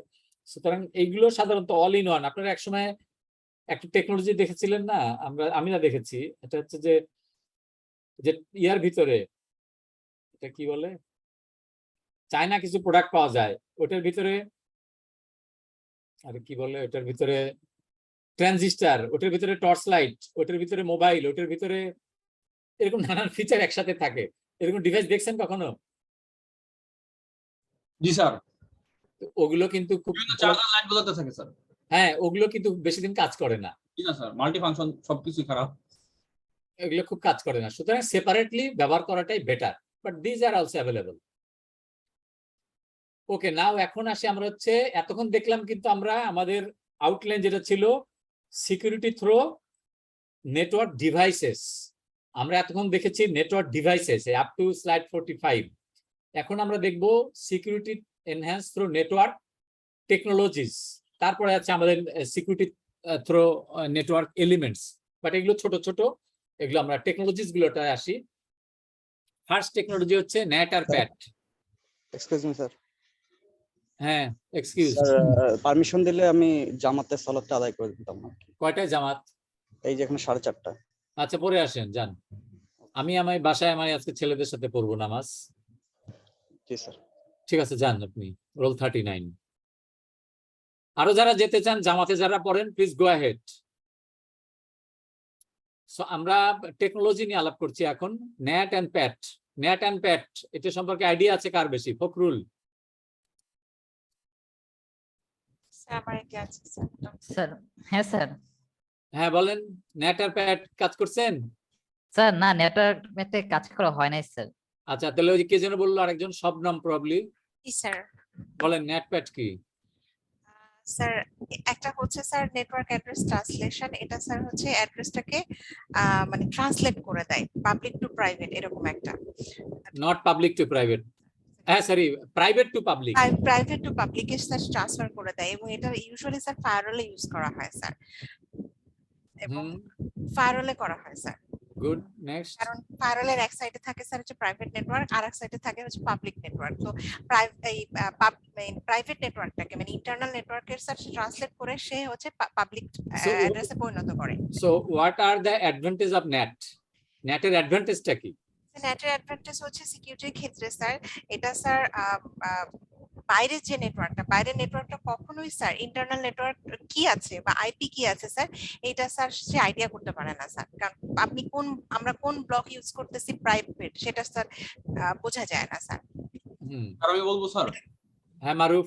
স্যার আসলে এটার যে মেইন ফিচারটা আমরা মানে আমাদের ইউজার ইন লেভেলে যেটা আমরা মানে অনুভব করতে পারি, নরমালি আমরা স্যার ইন্টারনেট ইউজ করতে পারতাম না যদি মানে সরাসরি পাবলিক নেটওয়ার্কের সাথে কানেক্টেড না থাকতাম। তো এই নেটিং টেকনোলজির কারণে আমরা আর কি একটা কি বলে একটা স্ট্যাটিক পাবলিক আইপির সাথে নেটিং এর মাধ্যমে আমাদের লোকাল সবাই আর কি শেয়ার করে ইন্টারনেটে ইউজ করতে পারতেছি। এক্স্যাক্টলি, আমিও সেটাই বলছি যে আমাদের we have scarcity of public IP, তাই না? পাবলিক আইপি স্কারসিটি আছে দুই ভাবে, একটা হচ্ছে পাবলিক আইপি সাধারণত এটা কিনতে হয়, এক। দুই নম্বর হচ্ছে public IP is limited, but আমার হোস্ট তো অসংখ্য, billions trillions of host around the globe, around the internet. So everybody can't have the public IP, but everybody can share the public IP through their private IP. So এইটাই করে কি, the net technology translates the private IP to the public IP. Thereby it facilitates a client to use the internet through his private IP. এটা হচ্ছে নেটের কাজ। প্যাটের কাজটা কি? Sir অনেকটা পোর্ট ফরওয়ার্ডিং এর মতো। পোর্ট ফরওয়ার্ডিং এর মতো, রাইট, পোর্ট ফরওয়ার্ডিং মতো। দ্যাট মিনস আফটার দি নেটের পরে যদি আমি আরো যদি আমার scarcity of the public IP থাকে, তখন আমি একই পাবলিক আইপির উপরে ডিফারেন্ট পোর্ট ব্যবহার করতে পারি for different application, for different elements ও ফর ডিফারেন্ট ডিভাইসেস। সেটা হচ্ছে পোর্ট, তাই না? জি স্যার, যেমন স্যার একই ডিভাইসে স্যার এসএমটিপি পোর্ট ইউজ করে আমরা এসএমটিপি ইউজ করতে পারি, এইচটিটিপি ইউজ করতে পারি, আইপি একটাই থাকবে বা ডিফারেন্ট পোর্টে আমরা ডিফারেন্ট সার্ভিস, ডিফারেন্ট ডিভাইস থাকবে, ডিফারেন্ট প্রোটোকল থাকবে। সো এটা হচ্ছে নেটের ছবি, it translates the private IP to public IP. এখানে দেখেন, দিস ইজ দি নেট, উপরেরটা হচ্ছে স্ট্যাটিক নেট, আবার দুই প্রকার হতে পারে, স্ট্যাটিক নেট আর একটা ডিনামিক নেট হতে পারে। এই ছবিতে আইপি গুলো দেখলে আপনারা বুঝতে পারবেন how it is static, how it is dynamic. আর নেটটা কি করছে? NAT after the public IP it separates the port for different application or different devices. So NAT আর PAT হচ্ছে একটা technology to secure the network. Advantage of NAT আমি already বলে ফেলেছি। নেক্সট হচ্ছে ন্যাক। ন্যাক একটা technology, network access control. Network access কন্ট্রোলটা হচ্ছে এক ধরনের সিস্টেম যেটা কিছু একটা প্রোটোকলের মতোই, এটা হচ্ছে একটা হেলথ স্টেট চেক করে। প্রত্যেকটা ডিভাইসের, প্রত্যেকটা ক্লায়েন্টের, ইউজারের প্রোফাইল স্টেট বা হেলথ স্টেট চেক করে। If it meets the criteria, fulfills the criteria, it allows that port or allowed that device to use that network. Otherwise, it sends it to quarantine. কাফি কিছু বলতে চাচ্ছেন? কাফি sir আমার এখানে electricity নাই sir, ওই আমি mobile ডাটাতে চালাচ্ছি অনেকক্ষণ ধরে স্যার ইন্টারনেট, বাট মোবাইলের চার্জও প্রায় স্যার শেষ দিকে বন্ধ হয়ে যাবে, ওই জন্য স্যার ডিসকানেক্ট হয়ে যাবে। আচ্ছা ঠিক আছে, আপনি না থাকলে অসুবিধা নাই, আমি লিখে রাখলাম roll 34। Thank you. So NAC যেটা আমরা বলছিলাম, ন্যাক হচ্ছে এক ধরনের টেকনোলজি, একটা নেটওয়ার্ক টেকনোলজি। এটা হচ্ছে প্রোফাইলটাকে এক্সামিন করে, অর্থাৎ হেলথ স্টেটকে এক্সামিন করে।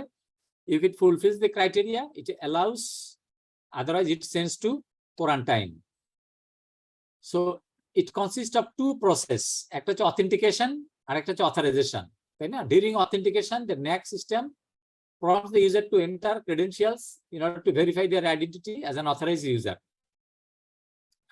After that, authorization করবে। সে কি তার রোল অনুযায়ী, কি তার পাওয়ার কথা, সেই রোল অনুযায়ী তাকে অথরাইজ করবে। So NAC system plays a vital role in automatically identifying devices as they connect to the network and providing access that doesn't potentially compromise the security.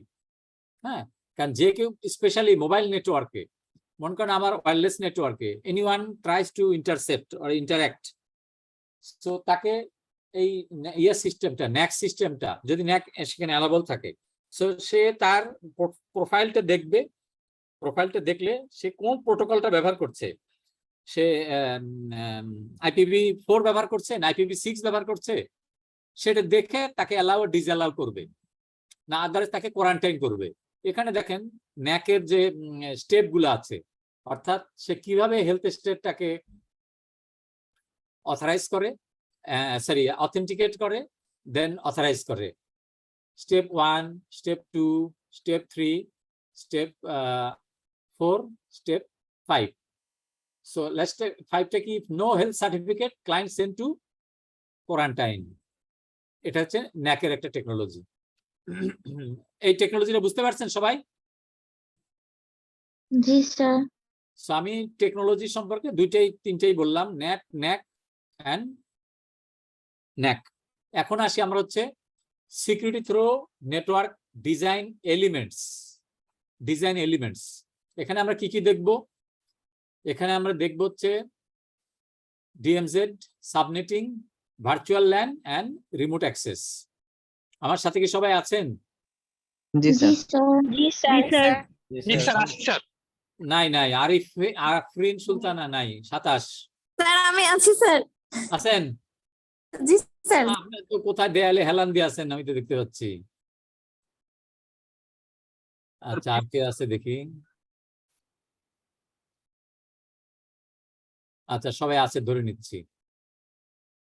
আমরা প্রথমে আসি কোথায়? DMZ roll 3, Nadim Chowdhury. জি স্যার, আসসালামু আলাইকুম। ওয়ালাইকুম আসসালাম। নাম শুনেছেন ডিএমজেড? জি sir. What it does? Sir অত ডিটেইলস তো স্যার জানি না। যা জানেন তাই বলেন। নিলেমেন কি, ডিএমজেডটা কি?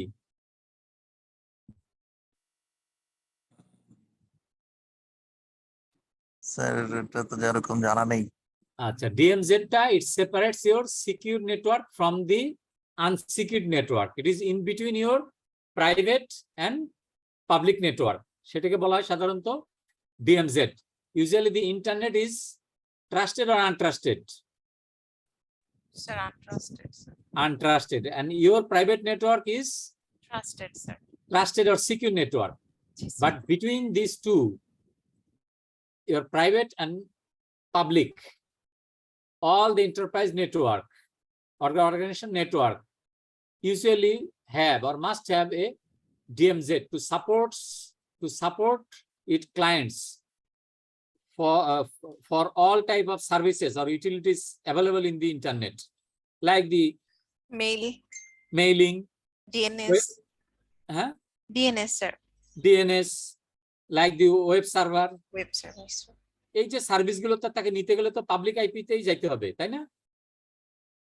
সো সে কি করে, মাঝখানে একটা পেরিমিটার করে DMZ. So DMZ it separates two network, insecure network and unsecure network. এখানে দেখেন দিস ইজ DMZ. সো এটা হচ্ছে কি আপনার বাম পাশে, এটা কি, এটা হচ্ছে আপনার সিকিউর নেটওয়ার্ক, তাই না? জি স্যার। নাদিম চৌধুরী দেখতে পাচ্ছেন? জি স্যার দেখতে পাচ্ছি। হ্যাঁ, DMZ এই পাশে আপনার সিকিউর নেটওয়ার্ক, আর এই পাশে কি, এই যে ওয়েব সার্ভার আর মেইল সার্ভার। এটা সাধারণত যদি আপনি সিকিউর নেটওয়ার্কে রাখেন, clients or user from other networks, they cannot access your web server or mail server. So এটা সাধারণত আমি একটা ফায়ারওয়াল দিয়ে আমি DMZ এ রাখি। আমার ওয়েব সার্ভার, আমার মেইল সার্ভার, সেগুলোকে সাধারণত আমরা এই ধরনের সার্ভারগুলো বা ডোমেইন সার্ভার যেগুলো আমি সব রাখছি কোথায়, DMZ এ, ডিমিলিটারাইজড জোন। এখানে দেখেন, এখানে DMZ সাধারণত ব্যবহার করছে একটা ফায়ারওয়াল দিয়ে। এই যে একটা ফায়ারওয়াল, এই ফায়ারওয়ালটাকেই আপনার প্রাইভেট নেটওয়ার্কে ফিল্টার করছে ফ্রম দি আনসিকিউর নেটওয়ার্ক। আর এখানে আমরা দুইটা ফায়ারওয়াল ব্যবহার করছি। একটা হচ্ছে প্রক্সি সার্ভার দিয়ে প্রাইভেট নেটওয়ার্কের সাথে কানেক্টেড, আর একটা হচ্ছে শুধুমাত্র আরেকটা ফায়ারওয়াল দিয়ে ক্লাউডের সাথে কানেক্টেড। সো DMZ এইভাবে একটা সেপারেশন করছে। এটা কি সাবনেটিং না এটা? জি স্যার। আমি দেখতে পাচ্ছিলাম না, আমার এখানে ঢাকা পড়ে গেছে। Subnetting is another element, network element, যেটা হচ্ছে কি একটা লার্জ নেটওয়ার্কে আপনি স্মল নেটওয়ার্কে ভাগ করবেন, সাবনেটিং করা বা ক্লাস্টারিং করা। আমরা একটু পরে আসবো VLAN, প্রায় VLAN-এর মতোই সাবনেটিং। অর্থাৎ আপনি কি করছেন, আইপি অ্যাড্রেসে সাধারণত আমাদের তো দুইটা পার্ট থাকে, একটা হচ্ছে কি, একটা হচ্ছে নেটওয়ার্ক পার্ট, আর একটা কি part, host part sir. Host part. Network address, IP অ্যাড্রেসে দুইটা অংশ থাকে, তাই না? নেটওয়ার্ক অ্যাড্রেস আর একটা হচ্ছে হোস্ট অ্যাড্রেস। তো সাবনেটিং কি করা হয়, আমার যে নেটওয়ার্ক অ্যাড্রেসটা আছে এটাকে এটাকে স্ট্যাটিক রেখে, আমার যে পাঁচটা হোস্ট পার্ট আছে, হোস্ট পার্টটাকে অ্যাজ মেনি অ্যাজ ডিভিশন সে করতে পারে। আপনার এর পরেরটা দেখলেই বুঝতে পারবেন। এইখানে দেখেন সাবনেটিং কিভাবে করা হচ্ছে, দেখতে পাচ্ছেন? জি স্যার, দেখতে পাচ্ছি স্যার। এটা রোল 54 কে? স্যার আমি আশফাক। দেখতে পাচ্ছেন এটা ছবিটা? জি sir. Can you explain how we have divided our original net? এখানে দেখেন দুইটা আইপি, 186.98.34.15 আর এখানে 33.15। এই দুইটা আইপি কে কিভাবে সাবনেটিং করা হয়েছে ইন দি ক্লাস ইয়ারটা বলেন তো, কিভাবে দেখতে পাচ্ছেন? স্যার এখানে হলো ওই উপরের যে রাউটারটা, এইটা হলো আরেকটা নেটওয়ার্কে কানেক্টেড রাউটার। এই আমরা যদি 34.1 যেই আইপি অ্যাড্রেসটা আছে ওইটার সাথে কানেক্ট করি, তাহলে সেখানে কতগুলো ভাগ করতে পারতেছেন আপনি? কতগুলো সাবনেটিং বা করতে পারতেছেন? আইপি 0 থেকে 255 পর্যন্ত ভ্যালু ইউজ করতে পারবে, এতগুলো ভাগ হইতে পারবে। তারপরে আবার এই যেখানে দেখেন আবার সেকেন্ড সাবনেট করতেছেন আপনি, তাই না? এই যে 34, তার আন্ডারে আপনি আবার ভাগ করতে পারতেছেন। জি স্যার, ওইটা কি আমি আবার 0 থেকে 255 মানে মোট 4টা ক্লাস্টার, তো আমরা 4টা আবার। So what are the advantages of subnetting? It improves the network security by isolating group of host or client. Administrator can utilize network security tools to make it easier to regulate who can access in and out of the particular subnet. এটা বিভিন্ন role অনুযায়ী, মনে করেন আপনার একটা enterprise অফিসে role অনুযায়ী, মনে করেন একটা অ্যাকাউন্ট সেকশন, তাদেরকে একটা সাবনেটে করলাম, আপনার যারা অন্য সেকশন গুলো থাকে, অ্যাডমিনিস্ট্রেটর সেকশন, তাদেরকে আমি একটা আলাদা করলাম, বা সফটওয়্যার সেকশন তাদেরকে একটা আইপি দিলাম। এরকম করে রোল অনুযায়ী আমি তাদেরকে আইসোলেট করলাম। Thereby, administrators and it will be easier to regulate their facilities, distribute their facilities, as well as to monitor their uses, monitor their bandwidth, administrator their uses also. তাই না? একটা কথা বলতাম, মেবি এটার সাথে টোটালি আমাদের connect করবে না। হ্যাঁ বলেন। আমাদের ওই আইপি গুলোকে তো আমরা দুই ভাবে স্যার ভাগ করি, একটাকে বলে আমরা পাবলিক আইপি, একটাকে বলে প্রাইভেট আইপি। মাথায় ঘুরতেছিল, আমি না স্যার একটু ভুলে গেছি যে আমরা পাবলিক আইপি কাদেরকে বলতেছিলাম আর প্রাইভেট আইপি কাদেরকে বলতেছিলাম। যেটা আমরা মানে সার্ভারের জন্য ইউজ করি ওইগুলাকে তো স্যার আমরা বলি হলো পাবলিক আইপি, আর যেটা ইউজারদের জন্য ইউজ করি বা ক্লায়েন্টের জন্য ইউজ করি ওইটাকে বলে আমরা কি বলে প্রাইভেট আইপি। Is it? এই যে এখানে একটা আমি ছবি দেখিয়েছিলাম, আমি ডিড নট এক্সপ্লেইন। এই যে একটা দেখেন, এই যে class A, class B, class C, সাধারণত এগুলো হচ্ছে প্রাইভেট আইপি। Starts with 10.0, 172, 192। আর প্রাইভেট পাবলিক আইপি কোনগুলো? এনিওয়ান? স্যার যে সিরিজগুলো মেনশন আছে এর বাইরে যা আছে স্যার পাবলিক আইপি এগুলো। which are being distributed by APNIC আছে। হ্যাঁ, অ্যাপনিক আছে, মানে যেটাকে অ্যাডমিনিস্টার করে। প্রাইভেট আইপি কে অ্যাডমিনিস্টার করে, বাট ইটস এ প্রাইভেট অর্গানাইজেশনের ভিতরে, এন্টারপ্রাইজের ভিতরে। আর পাবলিক আইপি একটা ডিস্ট্রিবিউটর আছে, রিজনালি, গ্লোবালি, এবং এটা রেন্ট দিয়ে কিনতে হয়। আপনার ডোমেইনের সাথে একটা আইপি থাকে, তাই না? বুঝতে পারছেন? কে যেন কোশ্চেন করছিলেন? জি স্যার, বুঝতে পারছি স্যার। আচ্ছা, বুঝতে পারছেন তাহলে। তো এখানে আমরা কোথায় ছিলাম?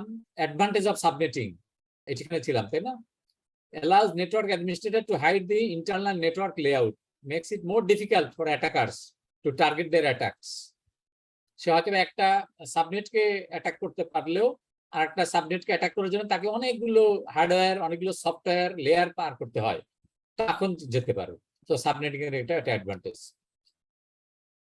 অ্যাডভান্টেজ অফ সাবনেটিং আরো দেখেন, এখানে বিস্তারিত একটু পড়বো না, শুধু অ্যাডভান্টেজ গুলো পড়ি। Decrease network traffic, flexibility, improve troubleshooting, improve utilization of addresses, minimal impact or external routers on external routers, reflection of physical network. খুব ইজিলি এটা এক্সপ্লেইন করা আছে এখানে, দেখলে বুঝতে পারবেন। এটা হচ্ছে advantage of the subnetting. Next হচ্ছে আমাদের আরেকটা এলিমেন্ট, নেটওয়ার্ক এলিমেন্ট দিয়ে আমরা সিকিউরিটি এনহ্যান্স করতে পারি, সেটা হচ্ছে ভিল্যান, ভার্চুয়াল ল্যান। ভার্চুয়াল ল্যান শব্দটাই শুনে বুঝতে পারছেন যে the network elements can be in a physically in a same location or in this separate location. অর্থাৎ they are scattered connections, but they are connected logically by some IP. By some IP. এটাকে সাধারণত virtual LAN বলা হয়। If connected to same switch handles packet transfer. A special tagging protocol is used for communicating between the switch. And এটার অনেক advantage আছে, can isolate sensitive data to VLAN members. Subnetting এর মতো, যেখানে role অনুযায়ী সাধারণত এটাকে বিভিন্ন সেন্সিটিভ ডাটা কে আলাদা আলাদা রাউটিং বা সুইচিং করা সম্ভব হয়। বাট এখানে কিন্তু দেখবেন যে there are a lot of protocol being used because since they are logically grouped from the different geographical locations. সুতরাং এটার জন্য স্পেশাল কিছু ট্যাগিং প্রোটোকল ব্যবহার করা হয় for communicating between the switches, virtual switches located in different locations. Next একটা আমরা ব্যবহার করতে পারি এলিমেন্টস হচ্ছে রিমোট অ্যাক্সেস, যেটা অলরেডি আমরা পড়েছি through the VPN or dial-up connection. Remote access টা সাধারণত for the those who performs office from home, যেটা আমরা করোনার সময় আমরা খুব ব্যবহার করেছি, অফিস ফ্রম হোম করেছি না আমরা ব্যবহার? জি স্যার। সাধারণত রিমোট অ্যাক্সেস ব্যবহার করেছি থ্রু ভেরিয়াস প্রোটোকলস।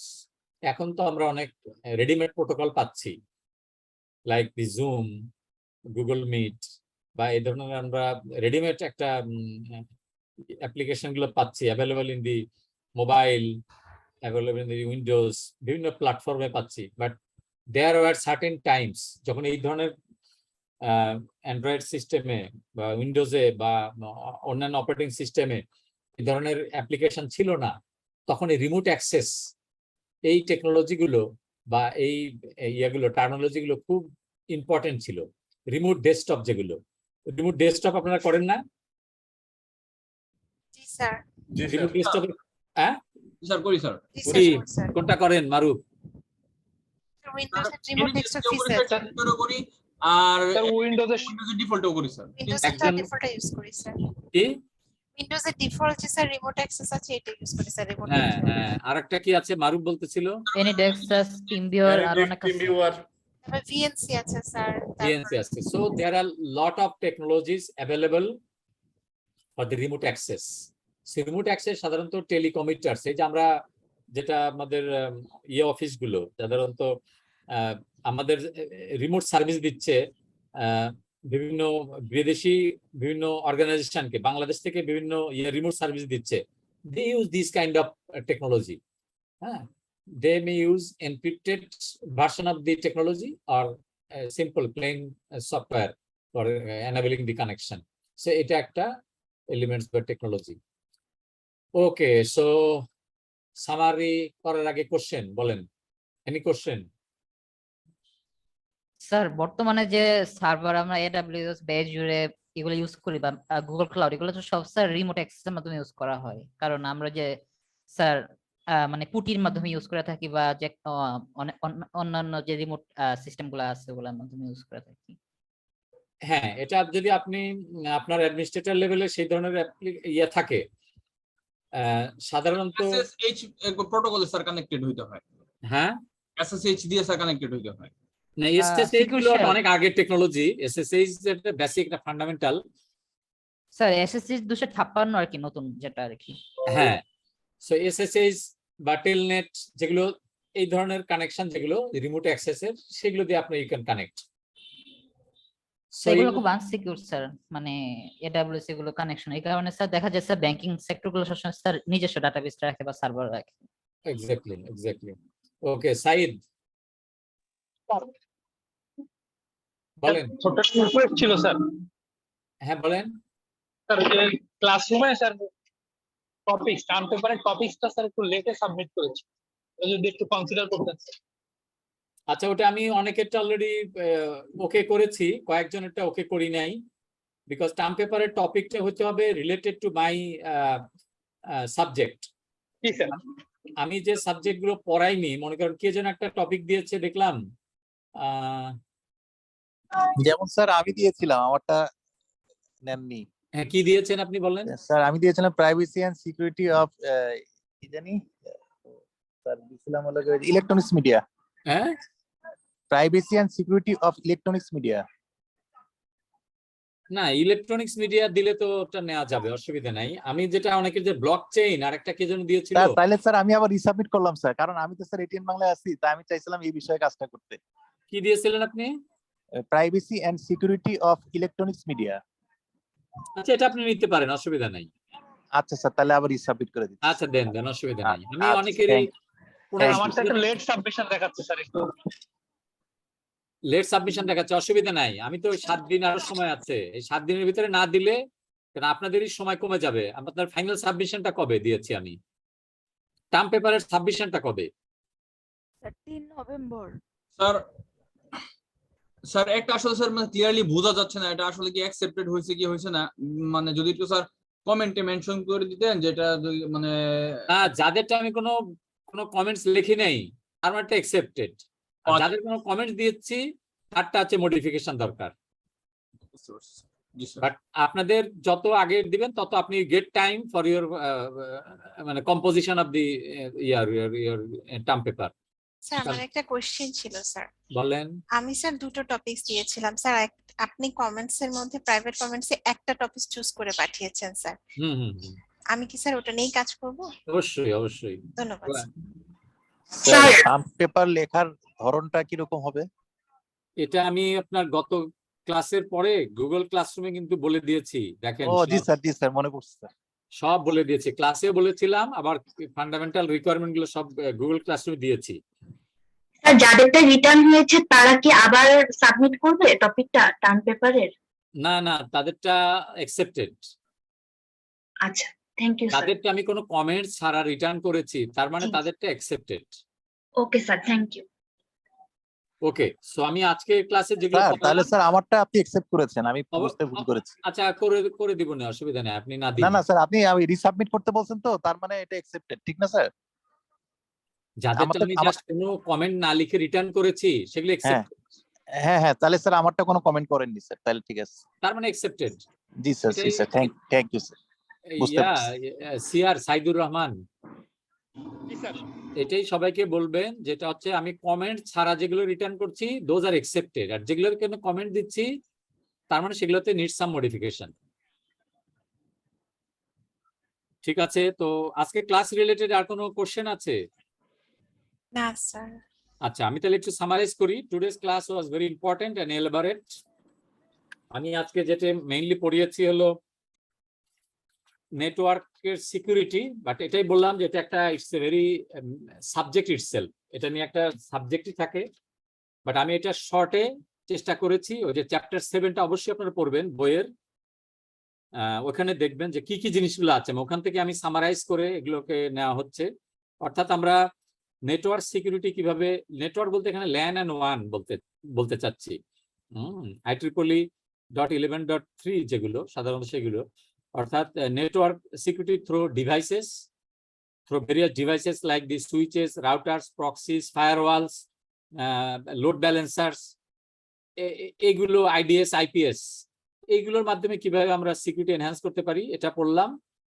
আমরা পড়লাম হচ্ছে network enhance through network technologies গুলো পড়লাম, এর ভিতরে পড়েছি আমরা নেট, প্যাট, ন্যাক, এটা আমরা পড়েছি। আর নেটওয়ার্ক ডিজাইন বেস সিকিউরিটি এলিমেন্টের মধ্যে আমরা পড়লাম হচ্ছে সাবনেটিং, ভিল্যান, তারপরে আর কি পড়লাম রিমোট অ্যাক্সেস, আর একটা হচ্ছে ডিএমজেড, তাই না? তো আমরা এই মাধ্যমে আমরা পড়লাম। এগুলো আমি বিস্তারিত যেতে পারি নাই, বিকজ বিস্তারিত প্রত্যেকটাই গেলে it will take huge time, but I try to touch upon. এগুলোর মধ্যে করলে, এগুলোর মধ্যে আমরা যদি অ্যাটলিস্ট রেস্ট্রিক্টেড থাকি বা এগুলোর মধ্যে যদি আমরা অ্যাপ্লাই করি ফর দি নেটওয়ার্ক, তাহলে কিন্তু অবশ্যই আমরা নেটওয়ার্ক সিকিউরিটি এনহ্যান্স করতে পারবো। ওকে, নেক্সট হচ্ছে নেক্সট ক্লাসে আমাদের সিটি আছে, নেক্সট ক্লাসে সিটি আছে। প্রথমে সিটি হবে 20 মিনিটের 10 মার্ক, লেকচার 7 and লেকচার 8, ঠিক আছে?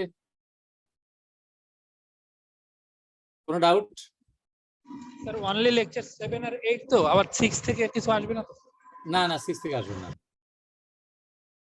সো আমরা এখন একটা শেয়ার করি। শেয়ার কোথায় গেল এটা?